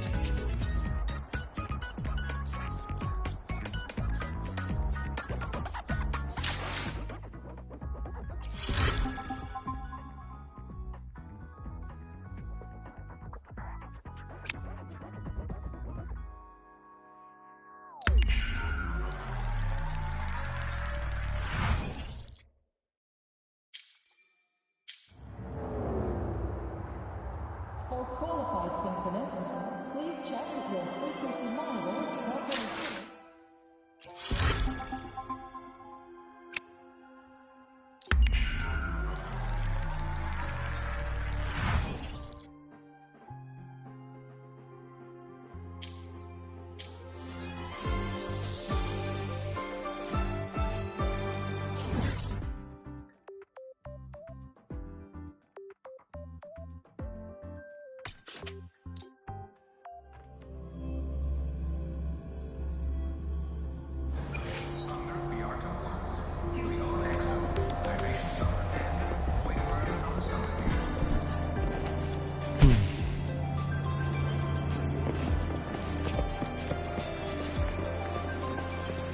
A nice change of view.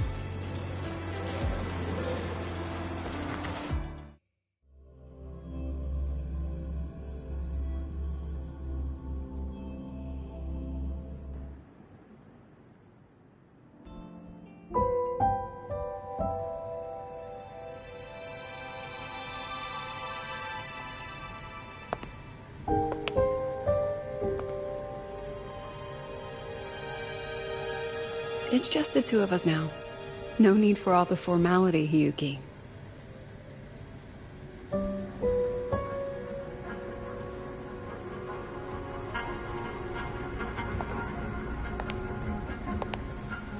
Oh, and just so you know, the maintenance fee for that blade will be coming out of your paycheck this month. Which blade? The one you used in the dark side. That makes it the 4th you've broken so far. Try to be gentler the next time, will you? Sure. What about my own sword? Its maintenance is mostly done. Don't worry, you'll have it back soon. Wanna try one? It's pretty popular among the students. Not hungry. Candy's supposed to be eaten when you're not hungry. That's what makes it taste good. Go on, try it.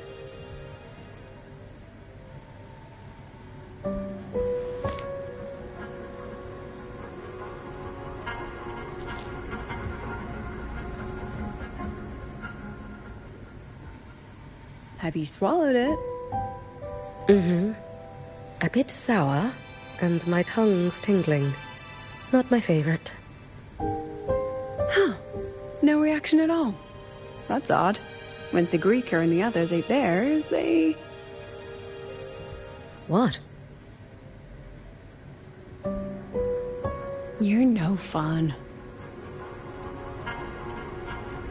He saw me. Does that affect your plan? It's fine. The Fraxidus didn't just set the trap for me. It was meant to draw you out as well.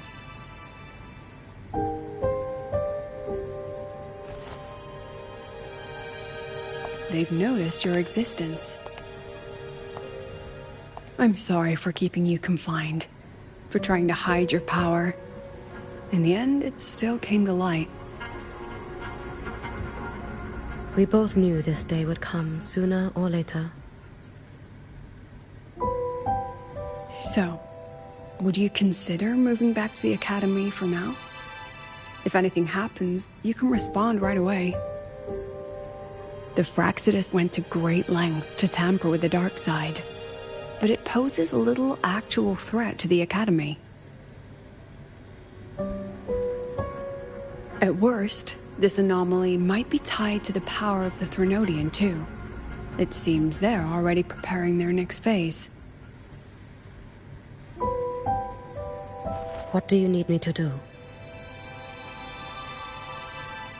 Now's not the time. You should know that the Space Trek Collective was built atop the Threnodian. That's why we've prepared countless contingency plans. Even if every single one failed, even if the Threnodian completely consumed the Collective, we still have a final card to play. The wish-granting Miko. You.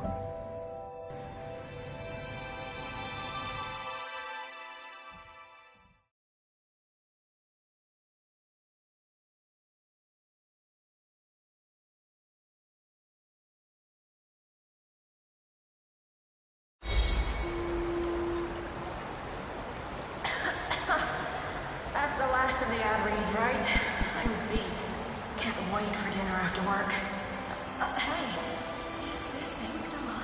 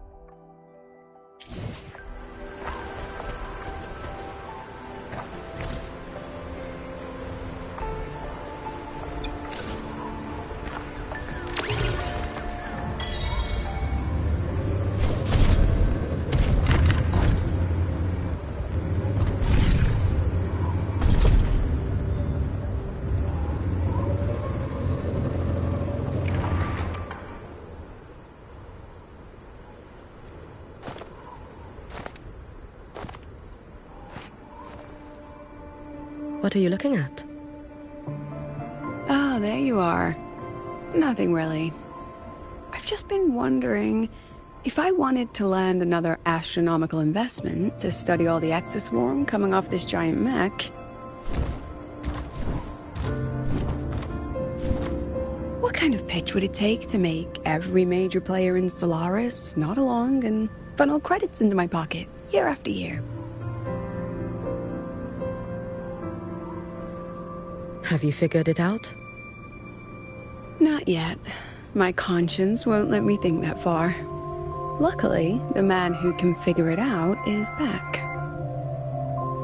The old man who promised me the blade. The head of the Space Trek Collective. The very same. But don't let the quick agreement fool you. He's already thinking 10 steps ahead. If Ishino Hado wasn't in such dire straits, he wouldn't have agreed to forge that blade for you so easily. Or at the very least, he'd have made sure he got his pound of flesh in return. I couldn't find the child. Time and space in that dimension are too fractured. My familiar lost its way.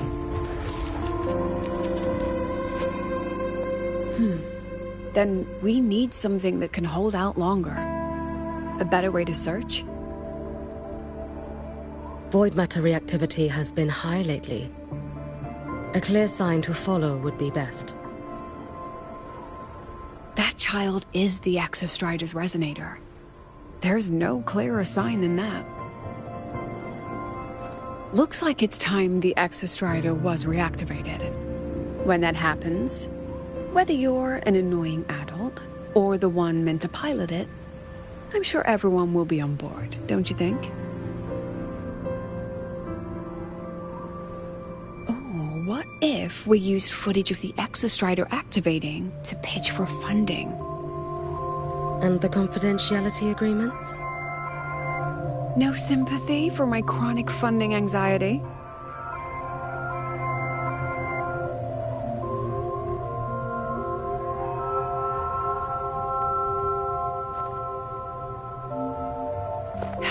Fine. Go to Honami.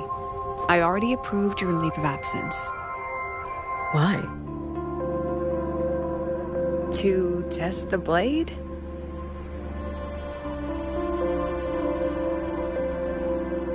Even once the Exostrider awakens, there's still a chance it fails. If it does, what you sealed in the Dimmer Plains becomes a liability. But it could also be our ace in the hole.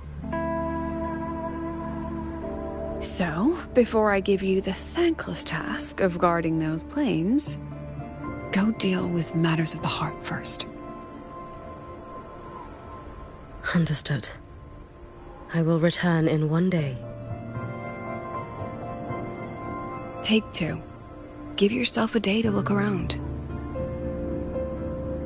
Go on. A Black Shores member will meet you there. I still have all of Dr. Luke's mess to clean up.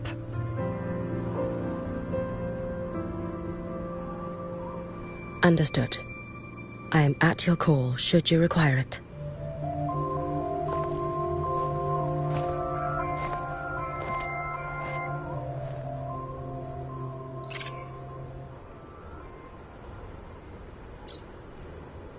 Yes, I'm listening. So it's about Denia. I see. Let's discuss it in person.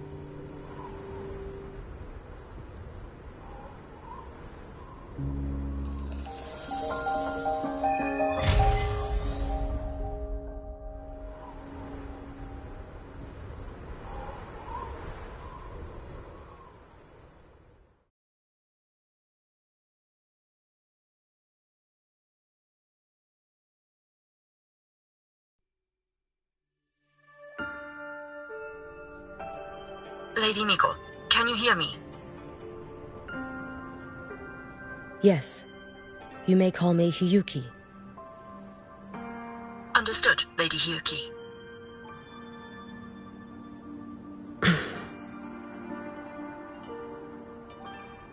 Most of the left behind in Honami City have been relocated, but a few, the ones whose regrets run deepest, still roam the danger zones.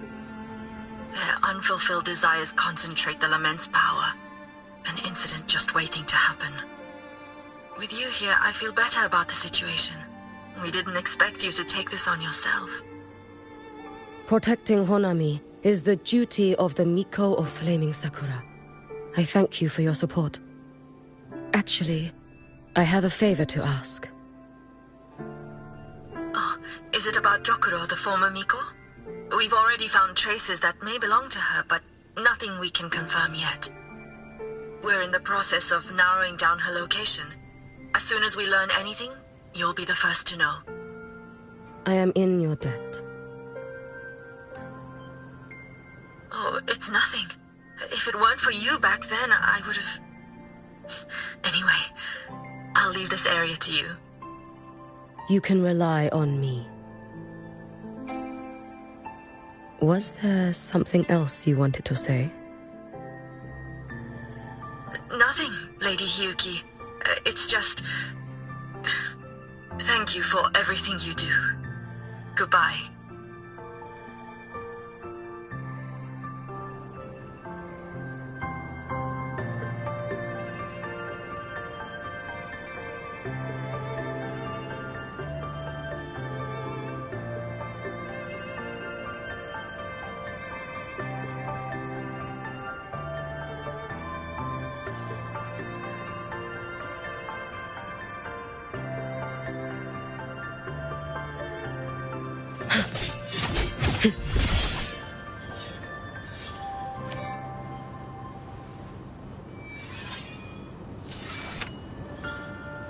Your days are numbered.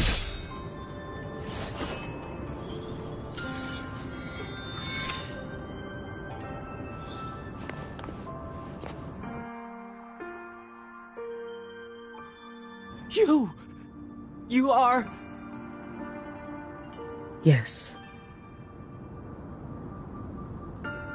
Miko of Flaming Sakura, you're back! I knew those monsters wouldn't stand a chance. Everyone else thought we were done for, but I told them, don't worry, Lady Miko will come and save us. I'm sorry. I was too late. It doesn't matter. You're here now, aren't you? Please, just say it. Say the Miko of Flaming Sakura has returned and that those monsters are finished. The Threnodian has retreated, but I couldn't. I couldn't save you. but you defeated it, again. And one day you'll drive it away from Ashinohara for good. Yes, I hear your wish. And I promise, one day...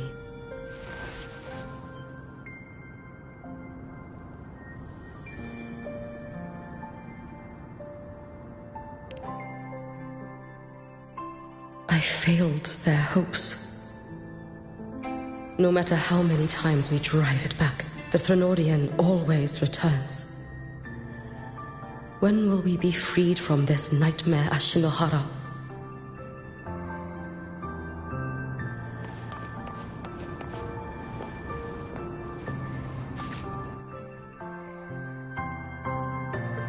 This is all your fault. Eternal Miko, huh? You're all useless. Every last one of you.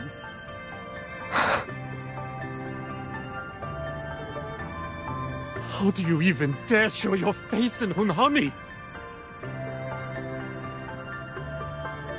They're dead! Everyone's dead! I knew it. I knew the Threnodian couldn't be defeated. I should have run away as far as I could. Oh, Lady Miko, please! Do something, anything!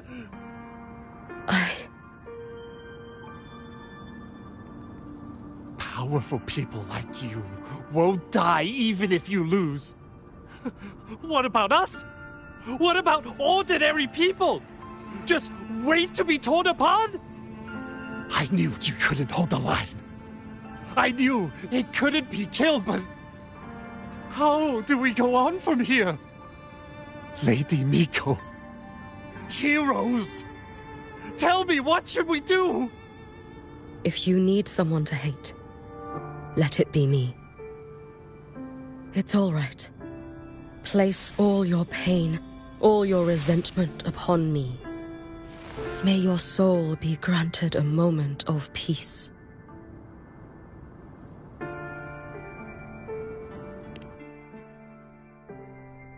If I had been stronger, could I have saved them? If only I had more power.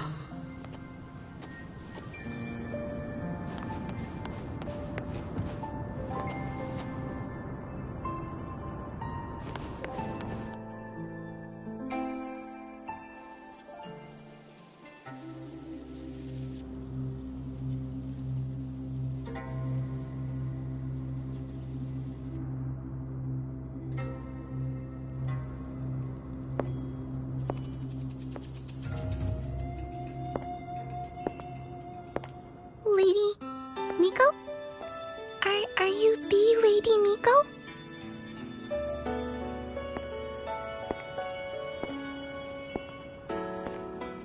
Oh, you are! You're the Miko who once talked to Lady Gyokura.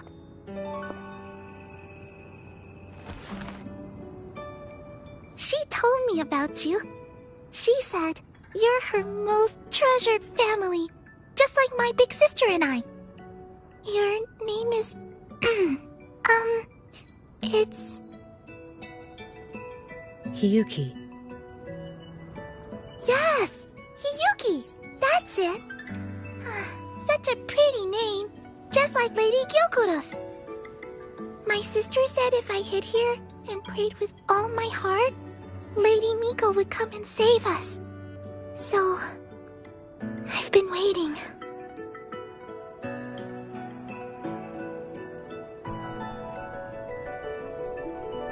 Little one, what's your name? Your hands are cold. Have you been waiting long? Kana. My sister calls me Kana.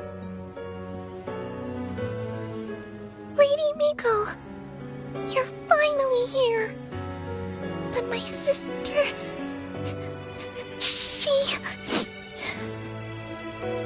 It's all right. I'm listening. She asked you to wait here, didn't she? Ah, she must have trusted you very much to give you such an important task.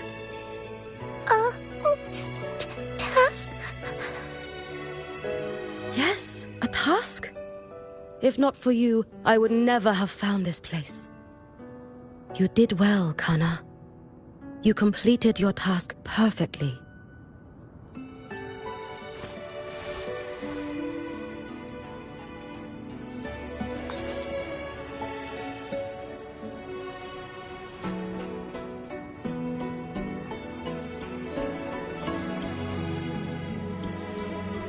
Lady Miko, are you here to save Honami? Then, is Honami safe now? Honami will be fine. Sister said you carry everyone's wishes. That you're the strongest. I knew you'd come and fix everything.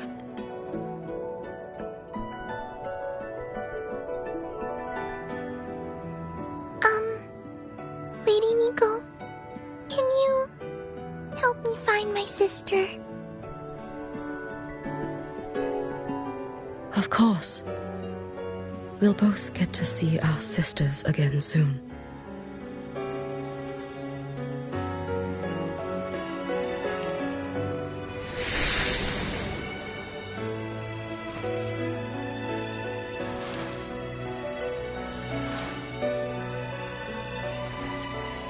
When we find her, let's eat red bean pudding. We make the best red bean pudding in the whole world. If you come try it, everyone will want some. Then you'll need to make a lot of it. Can you manage that? Pinky promise. We'll make lots and lots of pudding. Then, even if the Drenodian comes back, we'll have something to eat and we won't be scared anymore. It's a promise then. We'll make a lot of pudding.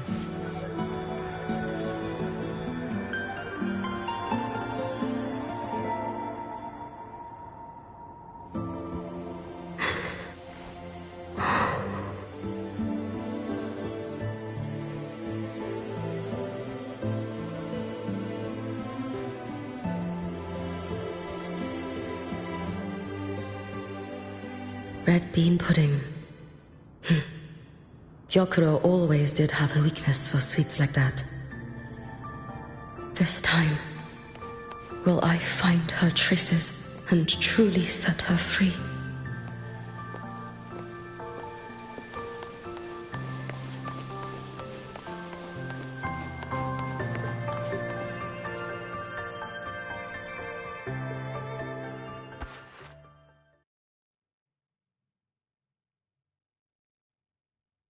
Hello, Lady Miko.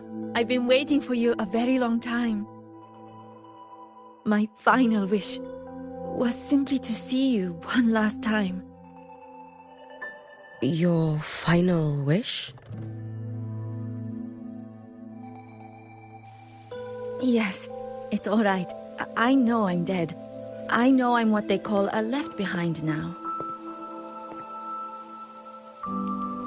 But I thought if I'm going to remain like this anyway, I might as well get what I wanted before I disappear, right? I've heard of cases where the left behind remain aware of their state, sustained by powerful desires, but for such a simple wish. You truly only wish to see me again. I mean, you are a legend. You've been the Miko of Flaming Sakura since my great-grandmother's time. When I heard Honami was in danger, and that the Miko of Flaming Sakura would meet the vanguard, I rushed here just to see you. You shouldn't have taken such a risk. If you wished to see me, you could have gone to the Flaming Sakura. I know. Everyone says you can just write your wish on the plaque and Lady Miko will see it. But I worried. What if it never reached you?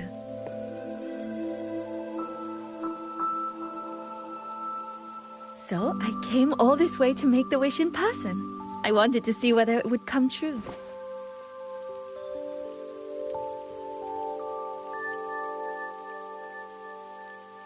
Very well.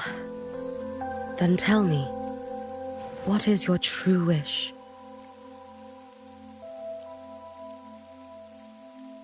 I wish for world peace, for people to stop living in fear of the lament.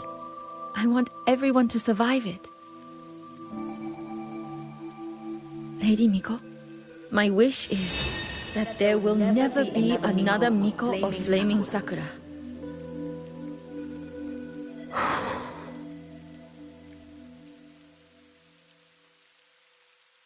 I see. Then I promise you, this wish will be fulfilled.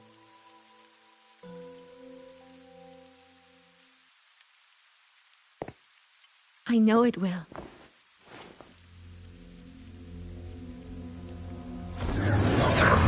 After all, you are the eternal Miko.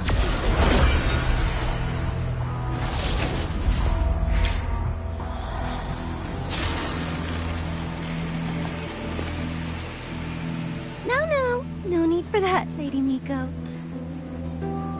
If you wished, you could cut down this avatar at any moment. But I think you'll find this far more interesting.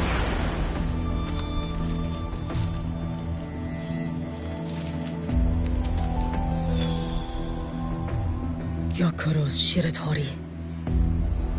I know the Fraxidus has cost Ashinohara its fair share of grief. But personally, I hold no ill will toward you. I had dealings with the previous Miko. It wasn't exactly a pleasant chat. But I promise you, her death was not by my hand. Just as you once witnessed, she met the fate all Mikos of Flaming Sakura share. She died, burning her future to ash to pay for the present. Aren't you even a little curious about what I showed her? If this makes you uncomfortable, feel free to cut through space and leave. This face of mine, of course, is entirely at your mercy.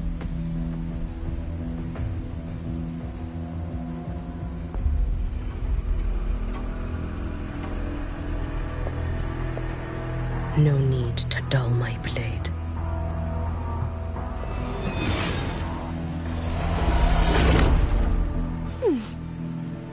She wears the exact same expression as the previous Miko. I suppose one day she too will be reduced to ashes by her own wish. Oh, eternal Miko. Is she simply arrogant? Or just a coward?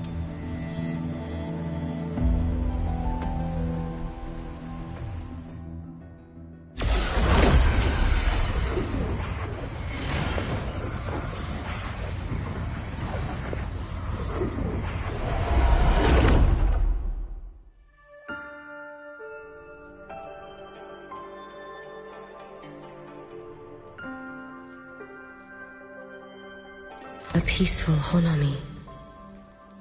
Why bother with such an illusion?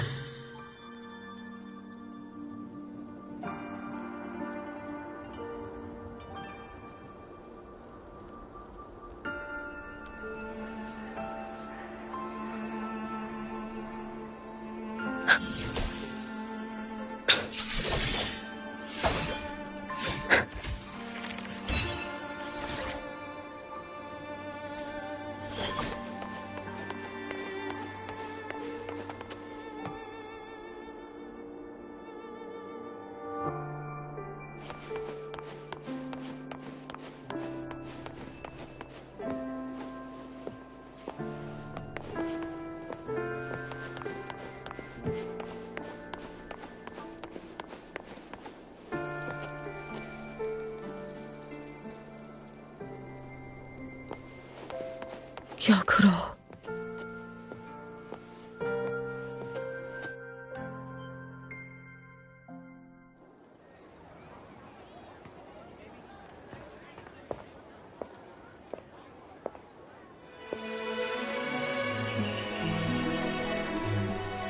Lady Gyokuro, guess what? No math homework today. My parents parents and my big sister finally taught me how to make red bean pudding. Want to try mine? I'd love to. You know I can't resist red bean pudding.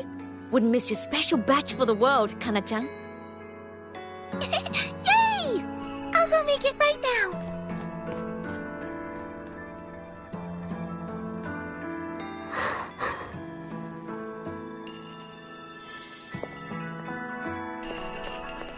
Anyway, I'm here. What is it? My. Can't a sister just want to see her favorite girl without a reason? That's not what I meant. There's that serious little face. I just wanted to chat. Always relaxes me. So, how are things at the Flaming Sakura? The usual. Many came to make wishes. The Thronodian's active cycle is almost here. Death will be a frequent visitor to Ashinohara once more. Prayers for safety, peace, victory. They pile up thickest at times like this. The Miko of Flaming Sakura is the bridge between people and the divine. A wish jar for all their hopes. We must listen to every single one.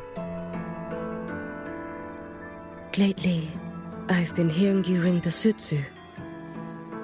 To grant those wishes, you burn your future using the sutsu's power. Continue, and one day there'll be nothing left to burn. You should have stepped down already, Aniewe. Let me become the Miko of Flaming Sakura. Let me inherit the sutsu. Oh, I'm perfectly fine. I've got futures to spare, you know. You tell me, little Hiyuki, what's got you so fixated on this? Don't tell me you're secretly in awe watching my heroics on the battlefield and... Yes, I want to be just like you. You wish?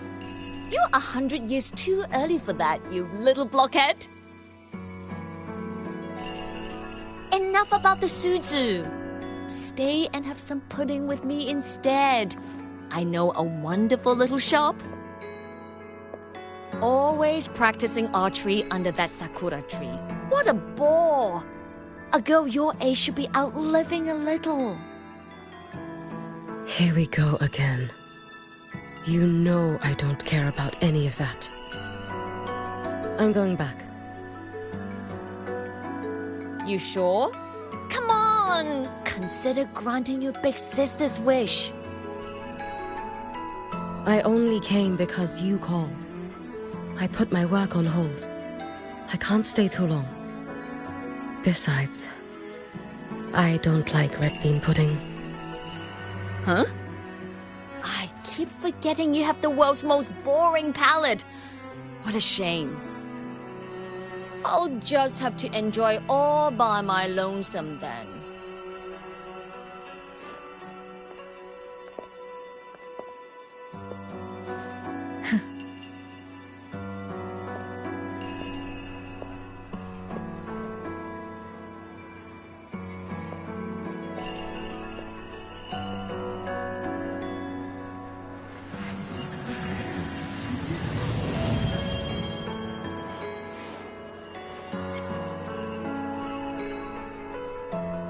Gyokuro never once spoke of her own wishes. She lived only to grant the wishes of others. If only I had chosen to go with her.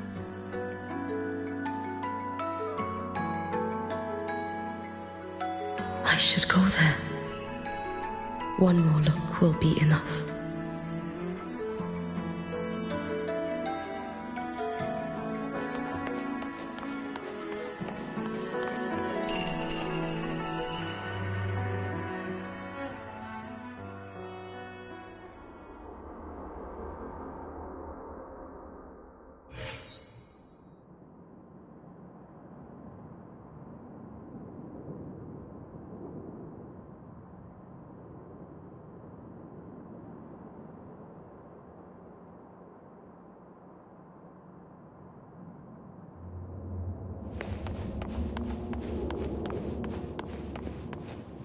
Still regretting that you didn't step into that shop and try that red bean pudding with the former Miko, aren't you?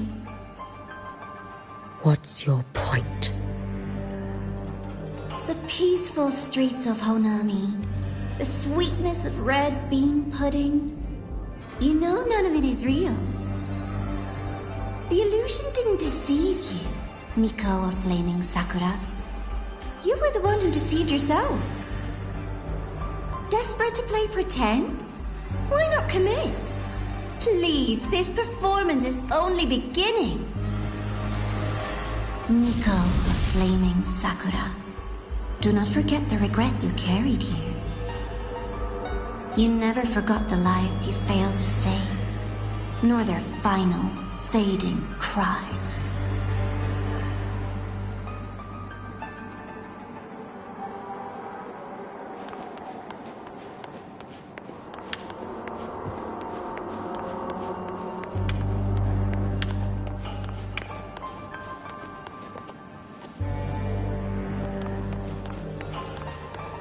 You've been watching me? Among all the Mikos of Flaming Sakura, you're the most special. Only you could peer into the Sutsu and see a future so utterly pitch black.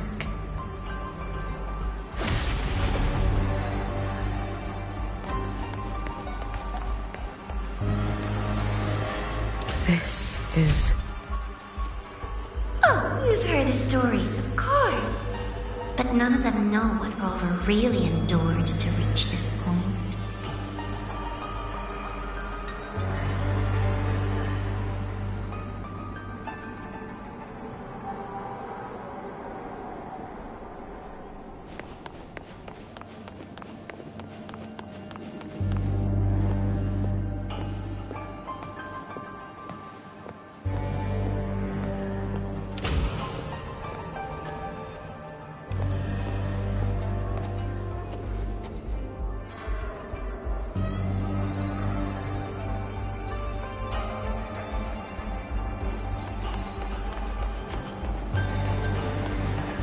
Rover.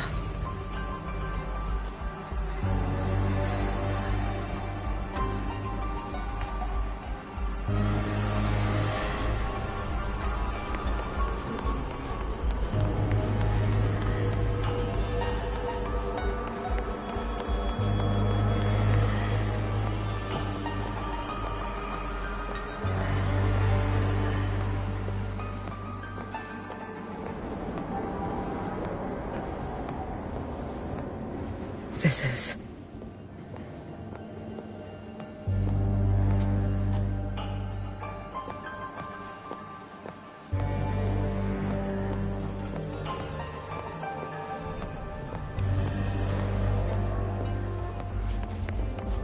the Threnodian.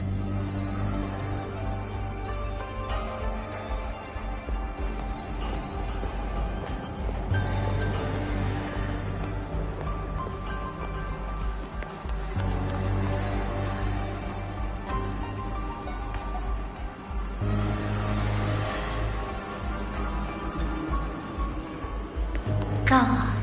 The next act awaits you.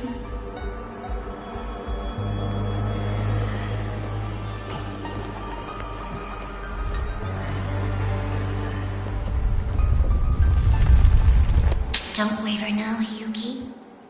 That instinctive revulsion you're feeling will guide you down a path diametrically opposed to my own. You must walk this road. Only then will you understand, accept, and finally see where you went wrong.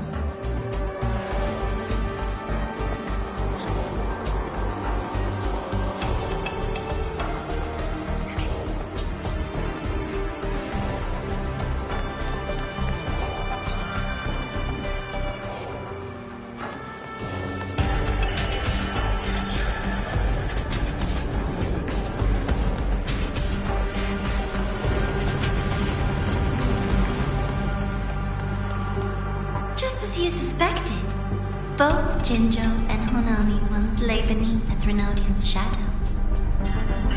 But only in Jinjo did the night give way to dawn. You.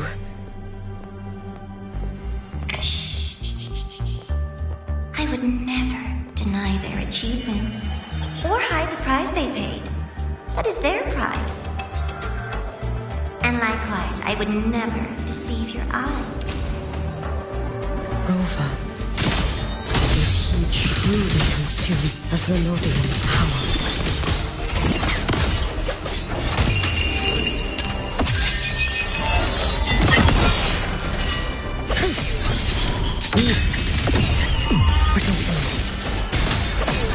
Wait for the moment of this blade. It's as sharp as they promised. Once business in Lahairoi is settled, I'll take it back to Ashinohara.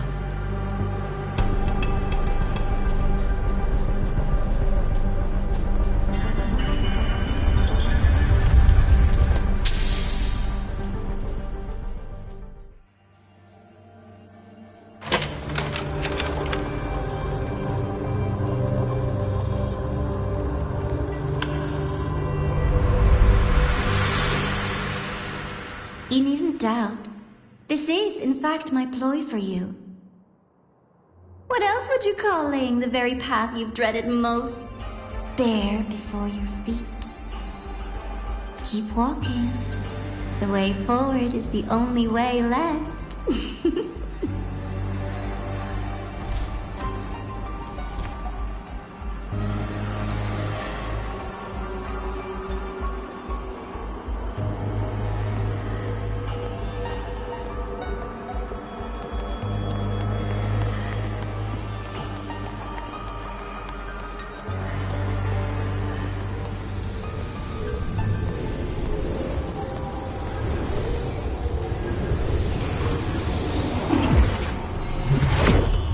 The inverted tower. I read the reports. Another place reduced to ruin by the Threnodian.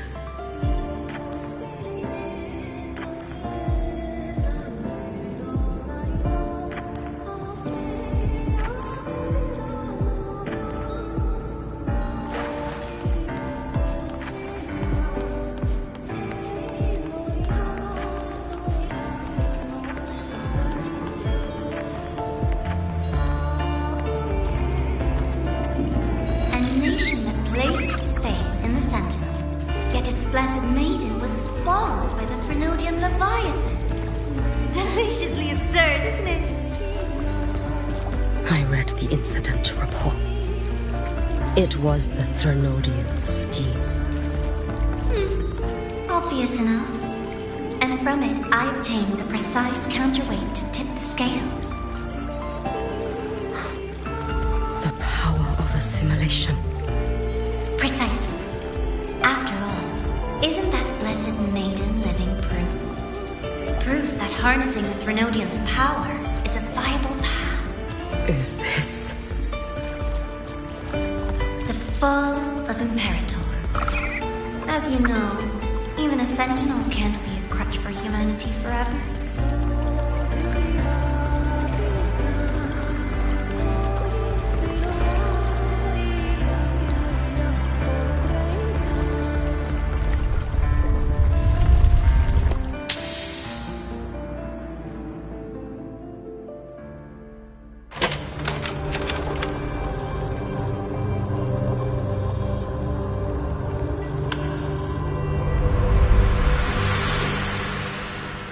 Now, why not step into the role yourself? Experience Renacita's conclusion firsthand. Oh, and I made a personal appearance for the grand finale in Renacita. I couldn't very well abandon my rather childish subordinates like that, could I?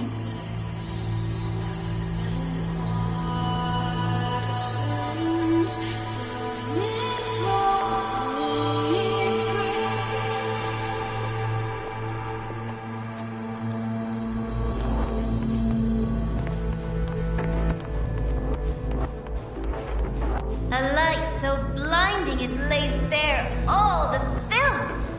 The world where every prayer is answered, just like a dream. If only Ashinohara could have... You had so many companions fighting at your side. And yet, the reign over Honami simply would not cease. That's enough.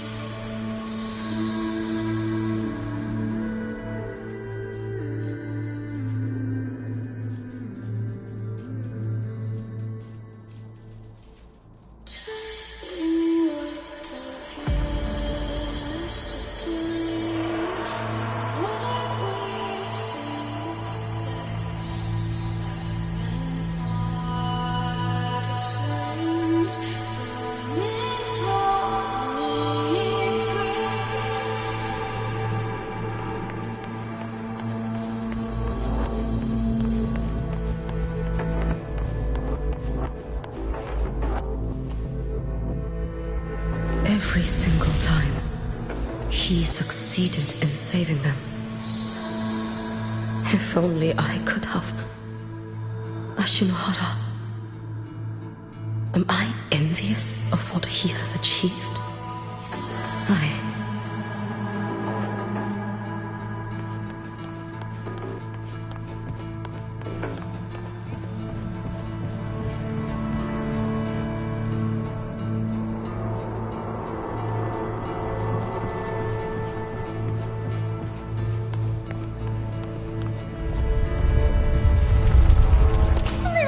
Show before the end.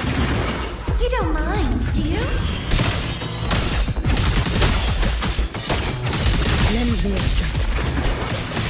Too late to escape. Let there be snow.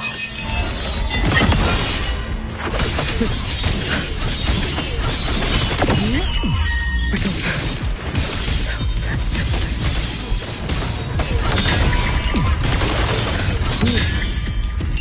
Roam above the inferno, gazing at the snow. It's been so long.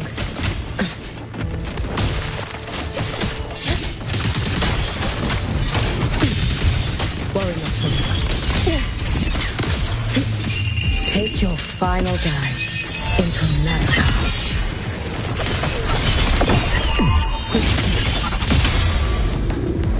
With snowflakes, as if my blade had been keener. Could I have... Is my focus slipping? Why is this even surfacing now?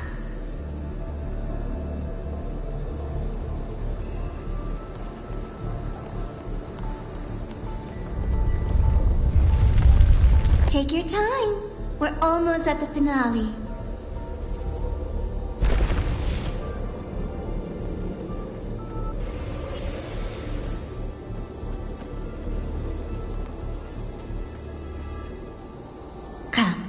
Let's go.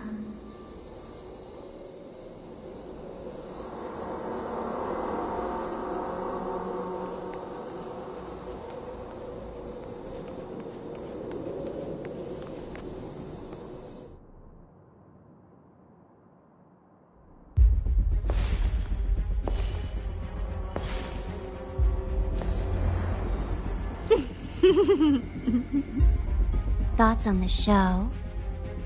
You showed me all this because the Fraxidus wants to replicate the assimilation within the Blessed Maiden herself. You want me for the possibility that I could become the Threnodian's resonator in the future. I won't deny it. After all, among all the Mikos of Flaming Sakura, only you can see through that Sutsu and see a future so clearly entwined with the Threnodians. That is your gift, your talent. It is a dangerous curse. From Ashinohara's legends in the Space Trek Collective's investigative reports, you know who Rover is by now. As a savior yourself, What do you think of his capabilities? He's strong. He can afford to be more effusive. Unlike you, who failed Ashinohara time and again, he is the perfect savior. But let's be brutally honest. This world doesn't have a second rover. He saved Jinjo and Renacita. But what about Honami? Solaris is full of dark corners like Honami. Places the Savior's light will never reach. You, Miko of Flaming Sakura, have a gift. You might not fear the curse of the Threnodian or Lament. But what of them? The weak, those not blessed by fate, and yet, is it really fair to place the weight of an entire world on a single pair of shoulders? Solaris needs more saviors, doesn't it?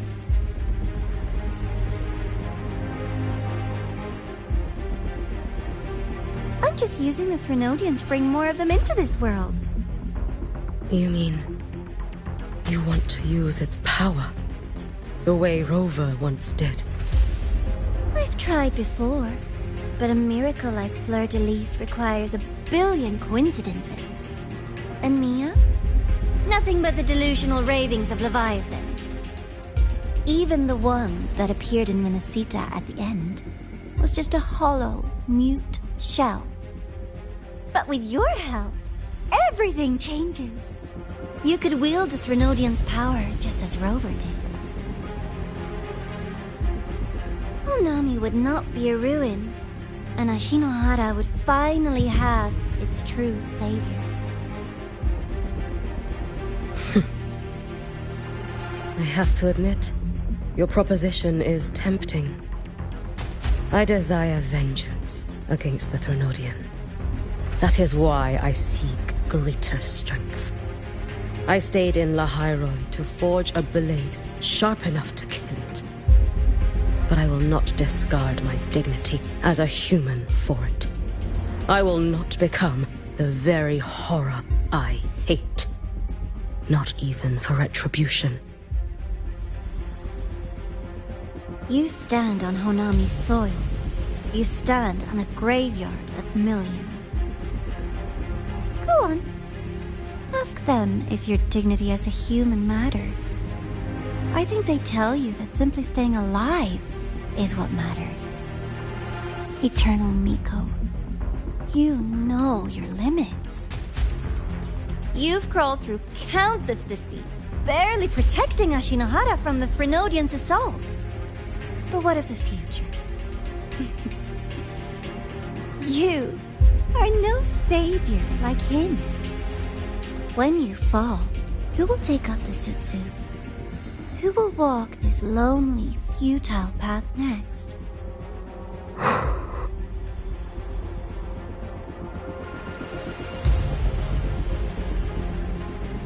We could always talk about the former, Miko. The bodies of the left behind are ephemeral. You'll find I have a far more durable proposal.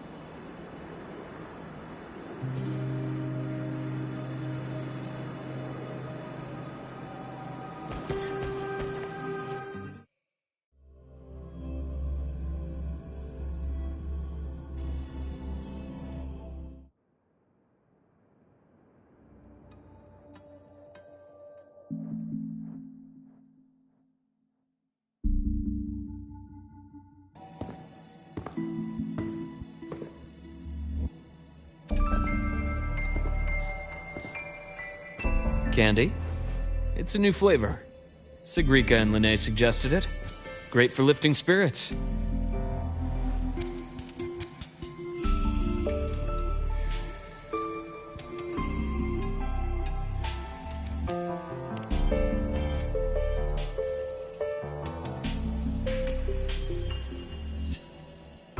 All right, Luke.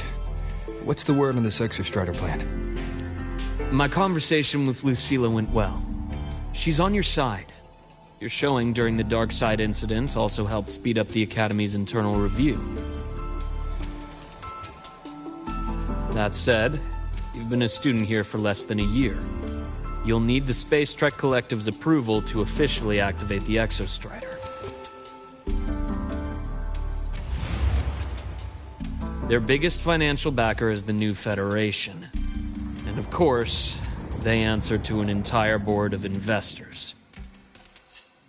And to them, the Exostrider is definitely a high-value asset. I've been flooding their desks with reports.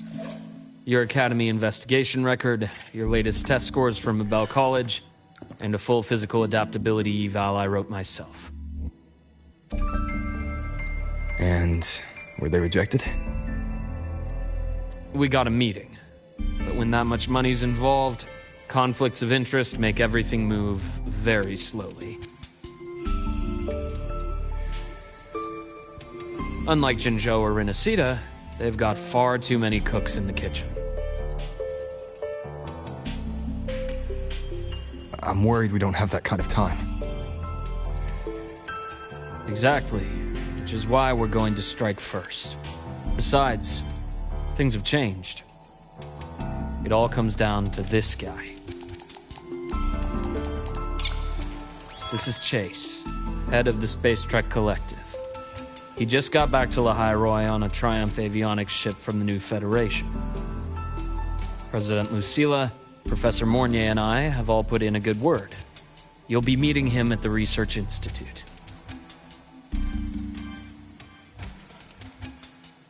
Chase started as a low-level employee at Ashridge Energy in the new Fed. Then, he dropped off the grid for a few years before resurfacing in a government position. After that, he left the government and started diving into multiple large-scale investment projects. Some say he's still been Ashridge Energy's man the whole time, but no one's been able to prove it. He's sharp, low profile, and very smooth. At his age, he's seen it all. His only real concern is if the Exostrider's pilot can be controlled. Normally, they'd pick Academy synchronists who have been signing stacks of NDAs since day one. But sounds like his attitude changed. Does that have something to do with the changes you mentioned? Come in. Let's talk over some hot drinks.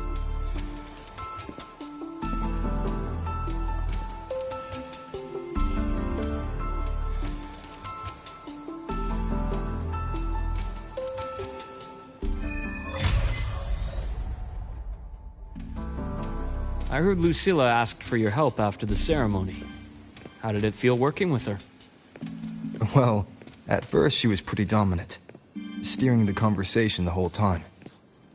But now I understand it's because this academy means so much to her.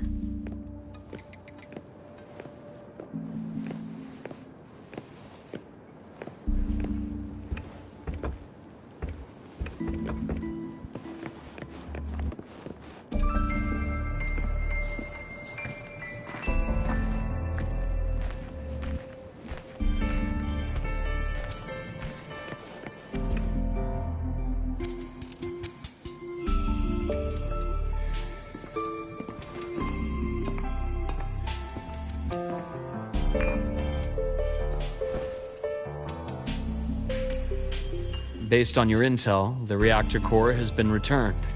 Ideally, we'd wait for the Exostrider to awaken before trying to help Imith or confront the Thrunodian. But recent readings from the Institute's Strider Gate monitors, they're off the charts. void matter reactivity is spiking. The Space Trek Collective is getting twitchy. If Threnodian Aleph 1 breaks the seal, all of Solaris will be at risk. Not just Lahai Roy.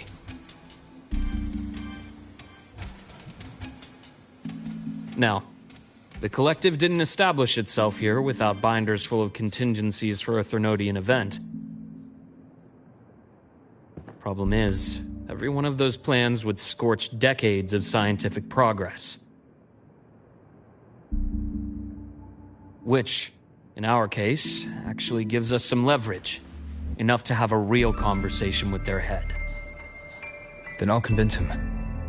I'll show him that the lowest casualty count is the only one that makes sense. He'll have to approve me as the synchronist who pilots the Exostrider.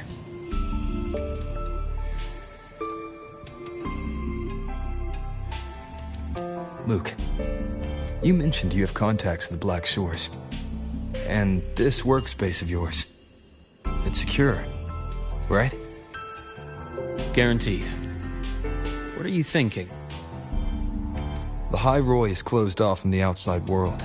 Public comms are probably tapped by Fraxidus moles inside the Academy. And right now, I need a direct line to the Black Shores.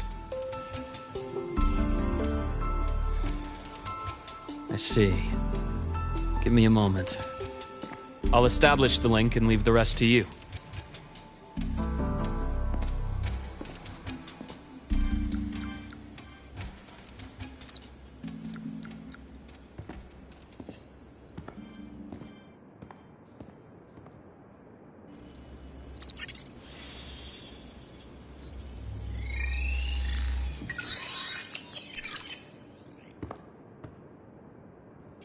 I received your call, Rover. Is the situation in Lahai Roy that dire? You look exhausted.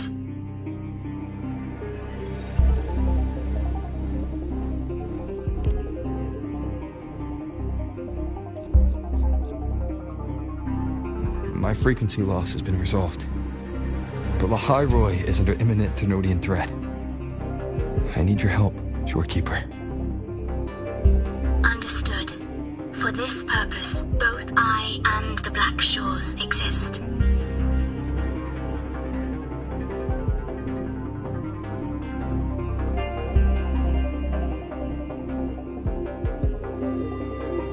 Any additional intel on the Exostrider within the Tethys system?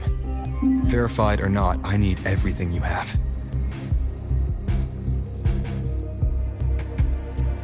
I trust Luke. You can speak freely. Records confirm that Luke Herson has been providing critical assistance and intelligence to the Black Shores. I trust your judgment.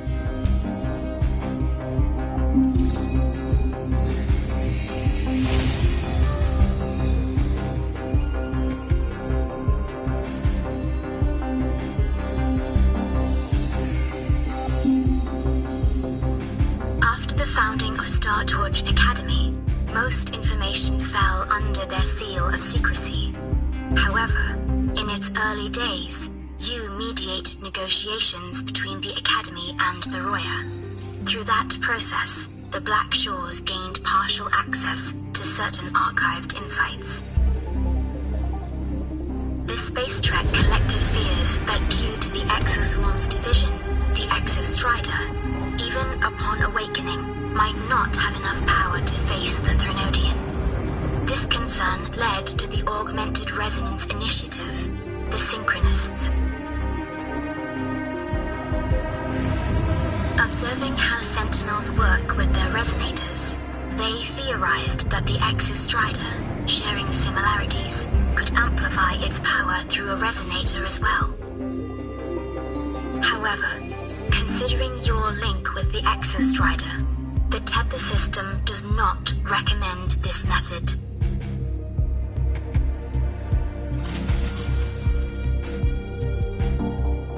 We have intel that deep beneath Lahai Roy lies the keystone left behind by the Exostrider long ago. It rests directly atop the seal on the Strider Gate. You can think of it as a kind of lock. You do not need a cockpit to pilot long as its activation sequence remains unobstructed, you may pilot it using the keystone. Is it because I'm its arbiter? Precisely. For one who shares its origin, a cockpit would be more of a hindrance. As for Imeth, I think Dr. Luke's proposal is viable. You mean using the exoswarm-like shell that appeared in the cockpit to look for her? Yes, the connection between frequencies will help. Rover, bring her with you when you activate the Exostrider. Sure. While I'm there, the Black Shores will need to keep a closer eye on the High Roy. I understand. I'm counting on you, Shorekeeper. As long as I may be of help to you, I am content. Please return safely from the Strider Gate, my star. I will. Don't worry.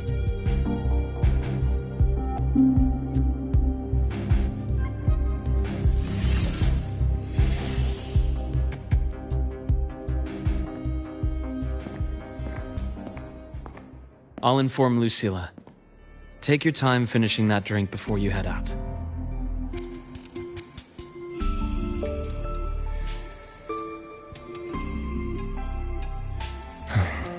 What do you think?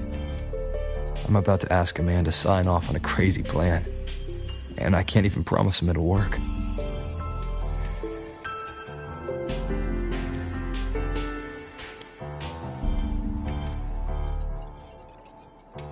Nobody has a plan they promise will work. If Chase agrees, it's because he's betting that you're his best option. Just take the win. At the end of the day, it all comes down to the person.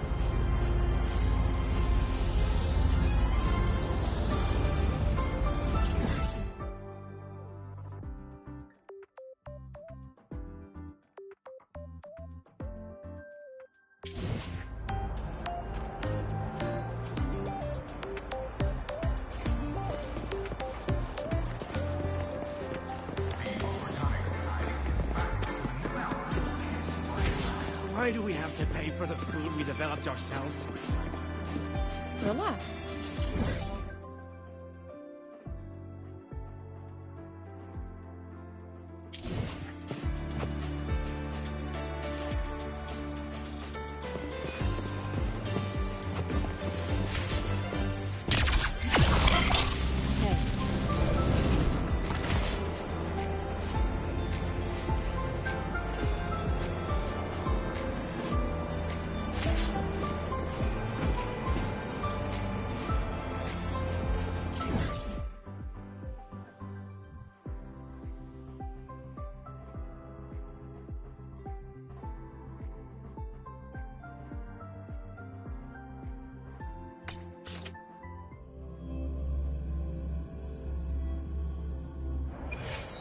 Heading to the testing field. Be careful.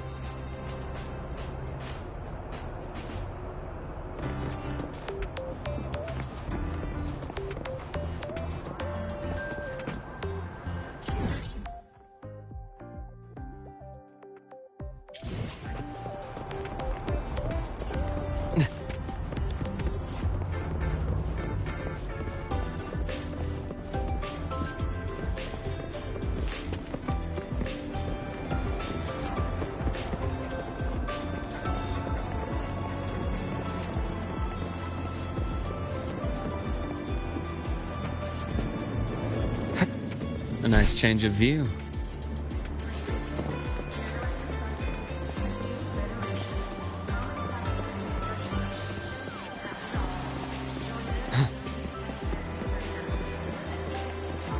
Why do we have to pay for the food we developed ourselves?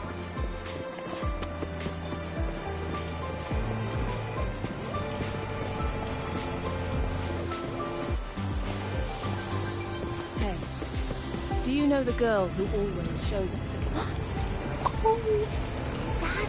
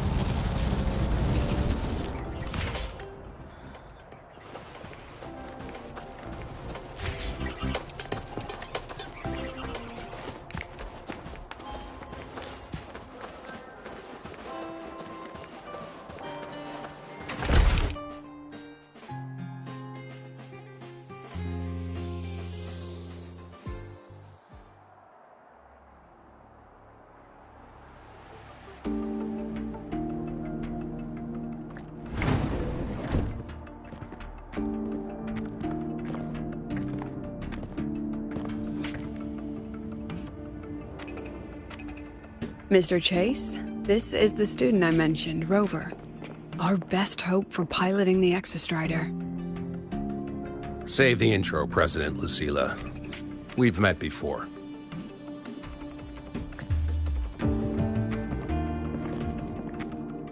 Before? In my past life at the Academy? Let's just get down to it.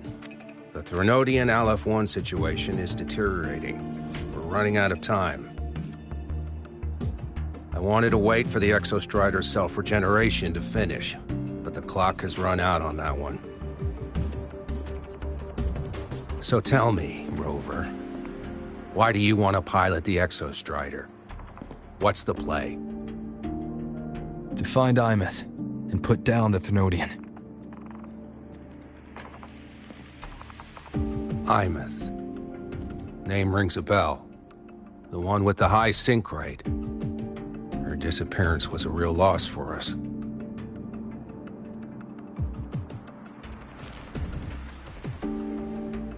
She's beyond the Strider Gate.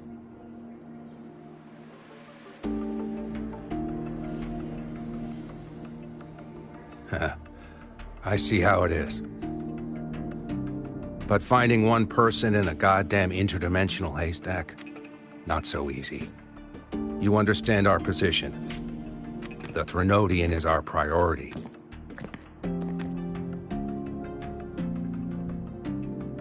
Stopping the Threnodian is my priority too. I'm gonna handle both.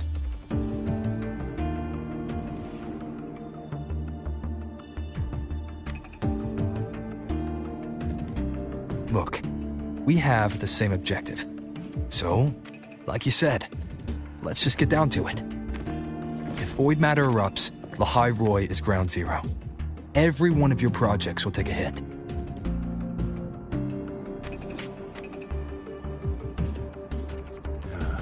Regarding Aleph-1, our intel is insufficient. We are not, at this time, considering its total destruction.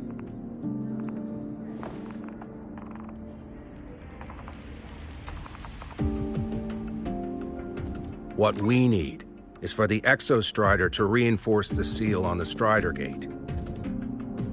To do that, we need a qualified synchronist, and we need the Institute's drive replica. When that gets embedded in the Exostrider's chest cavity, then its repair is complete.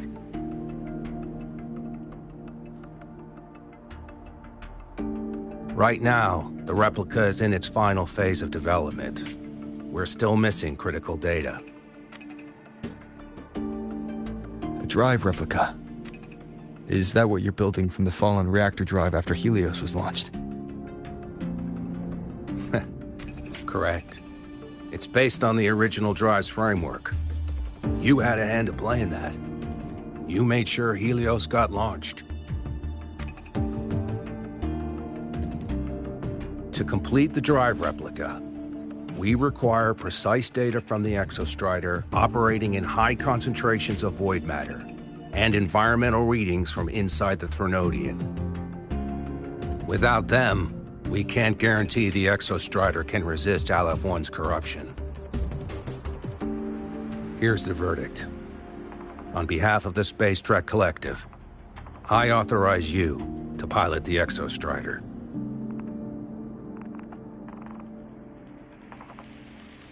But remember, our objective is the data. We need readings from the high concentration zone to complete the replica. And your personal mission gets 10 minutes. That's the max duration our void matter barriers can cover the Strider Gate once it's opened.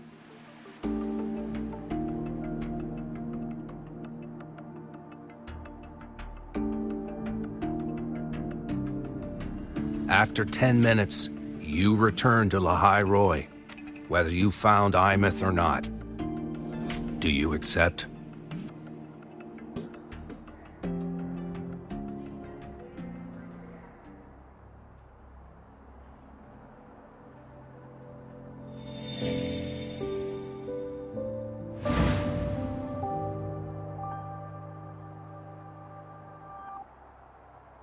Deal. One more thing. I won't be using a cockpit. Just show me the way to the Keystone and have the exostrider ready. That's all I need.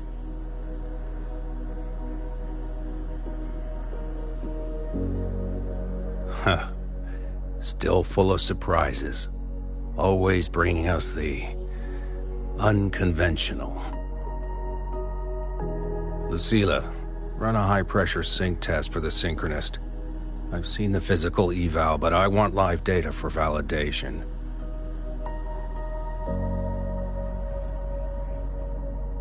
The moment the numbers hit green, we'll begin preparations for activating the Keystone and deploy void matter barriers around the Strider Gate. There's something else. I need a favor. Go on. The Firaxidus is lying low. Even after failing in the dark side, they could move the moment the Strider Gate opens. Ah, that's what's on your mind. Well, I have an update. Remember Sigrika's friend? The somewhat lackadaisical one?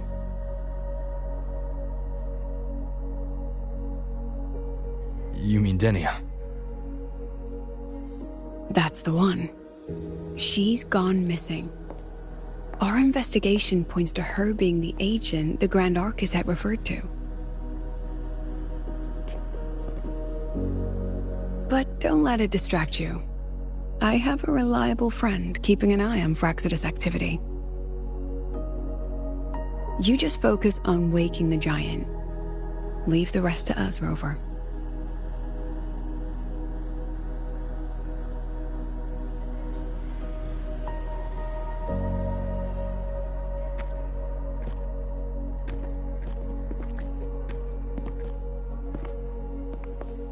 Black Shores just sent a formal communication request. They're offering full support for Lahai Roy's evacuation. If it comes to that. You handle it, Lucilla. You have a better read on the situation than I do. And you're better at talking with that student.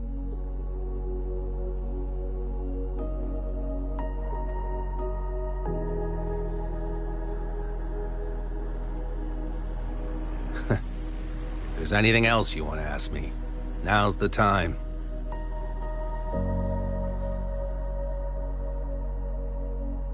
I'm surprised you're placing this much trust in Rover, authorizing him so readily. Any particular reason?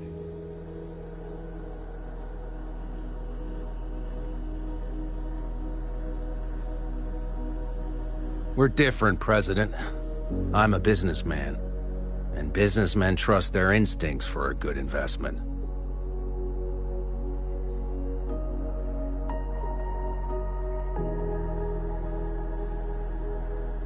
The Threnodian could strike at any time. Given the circumstances, Lahai Roy may have to be written off. And with the timeline we have, relocating the Exostrider is impossible. If we're going to lose it anyway, why not let him take one last swing? Understood. We still need to prepare for the worst-case scenario. Of course. If this fails, we'll initiate the backup plan. Duskvale.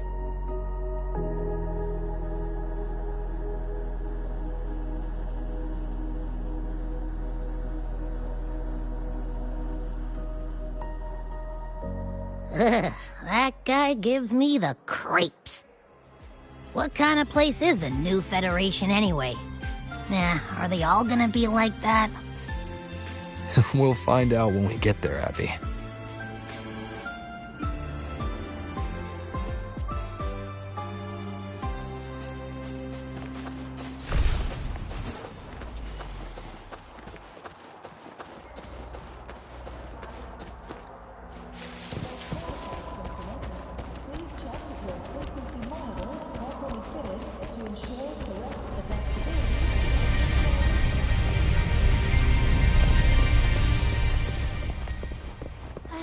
Is that Rebel College? Can I go have a look?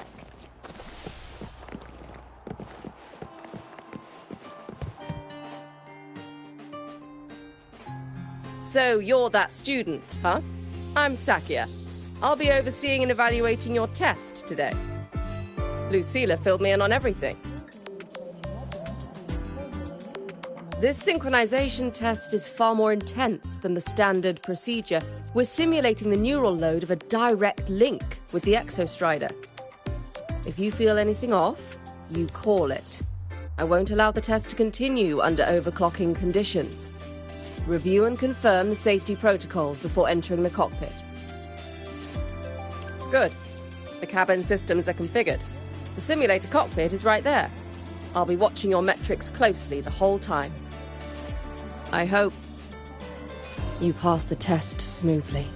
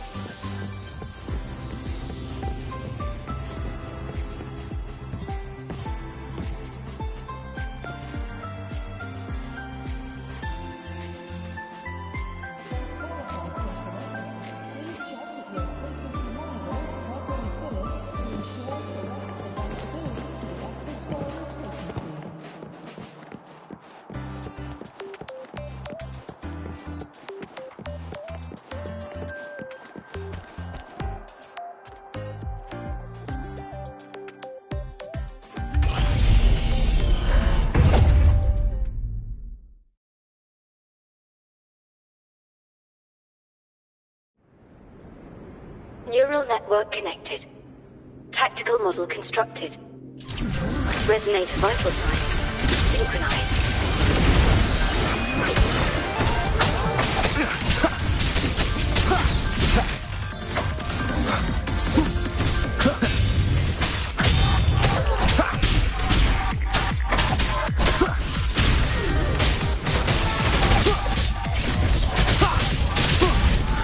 None shall whisper. One with the sounds.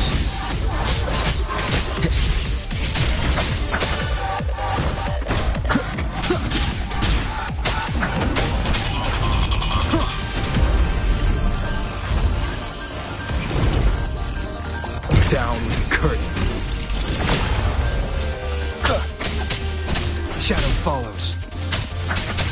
Endure and defy.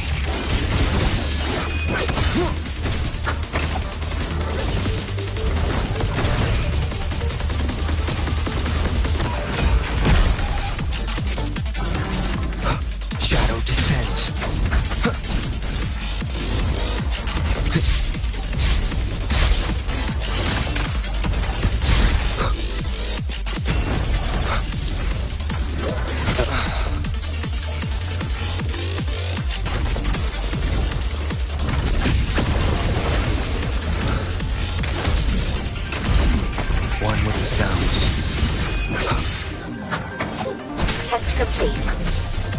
Recording synchronization rate data. Cockpit opening. Please exit according to the safety protocols.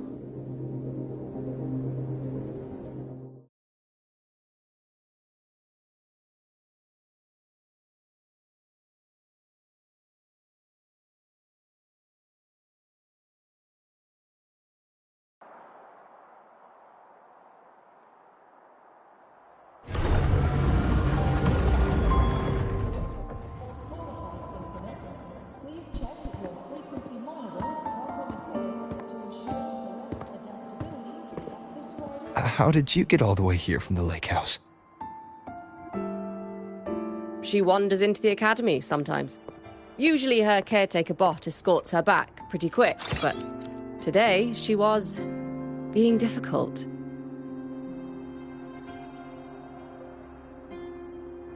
We'll go back together in a bit, okay?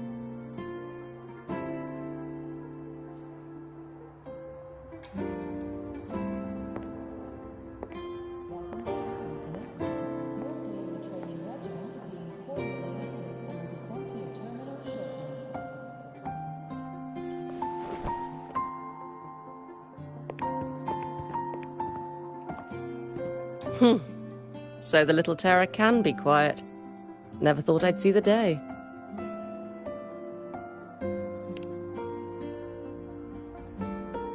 Yes, I was her teacher. Over 10 years ago now. She used to drive me up the wall. Made me lose my composure more than once. She never did seem to mind. The last day I taught her, she wrote saving the world as her career path. I asked her if that was really what a synchronist should be aiming for, then gave her a piece of my mind and told her to rewrite it.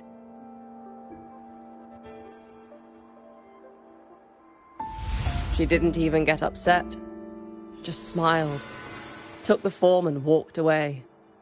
She never stepped out of that cockpit again. Now she's back, but not really. What a headache of a student.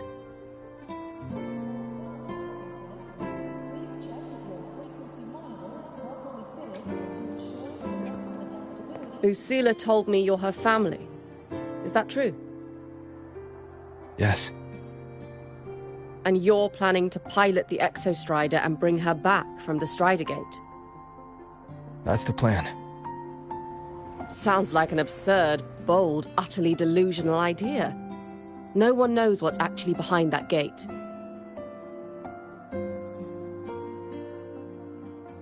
I know. When Imeth went missing, the cockpit recorded an abnormally high synchronization rate. We couldn't verify it after she disappeared, so it was never officially logged.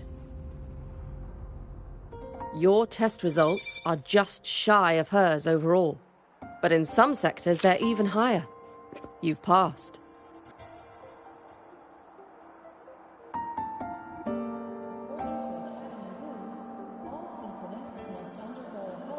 I hope that absurd plan of yours works, and that you bring my student home.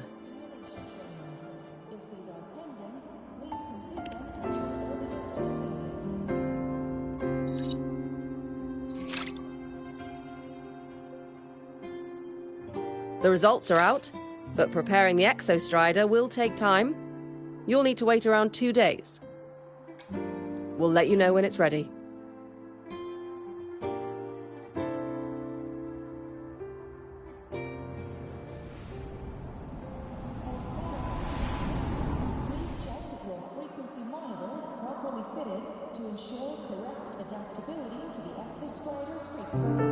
Cassette.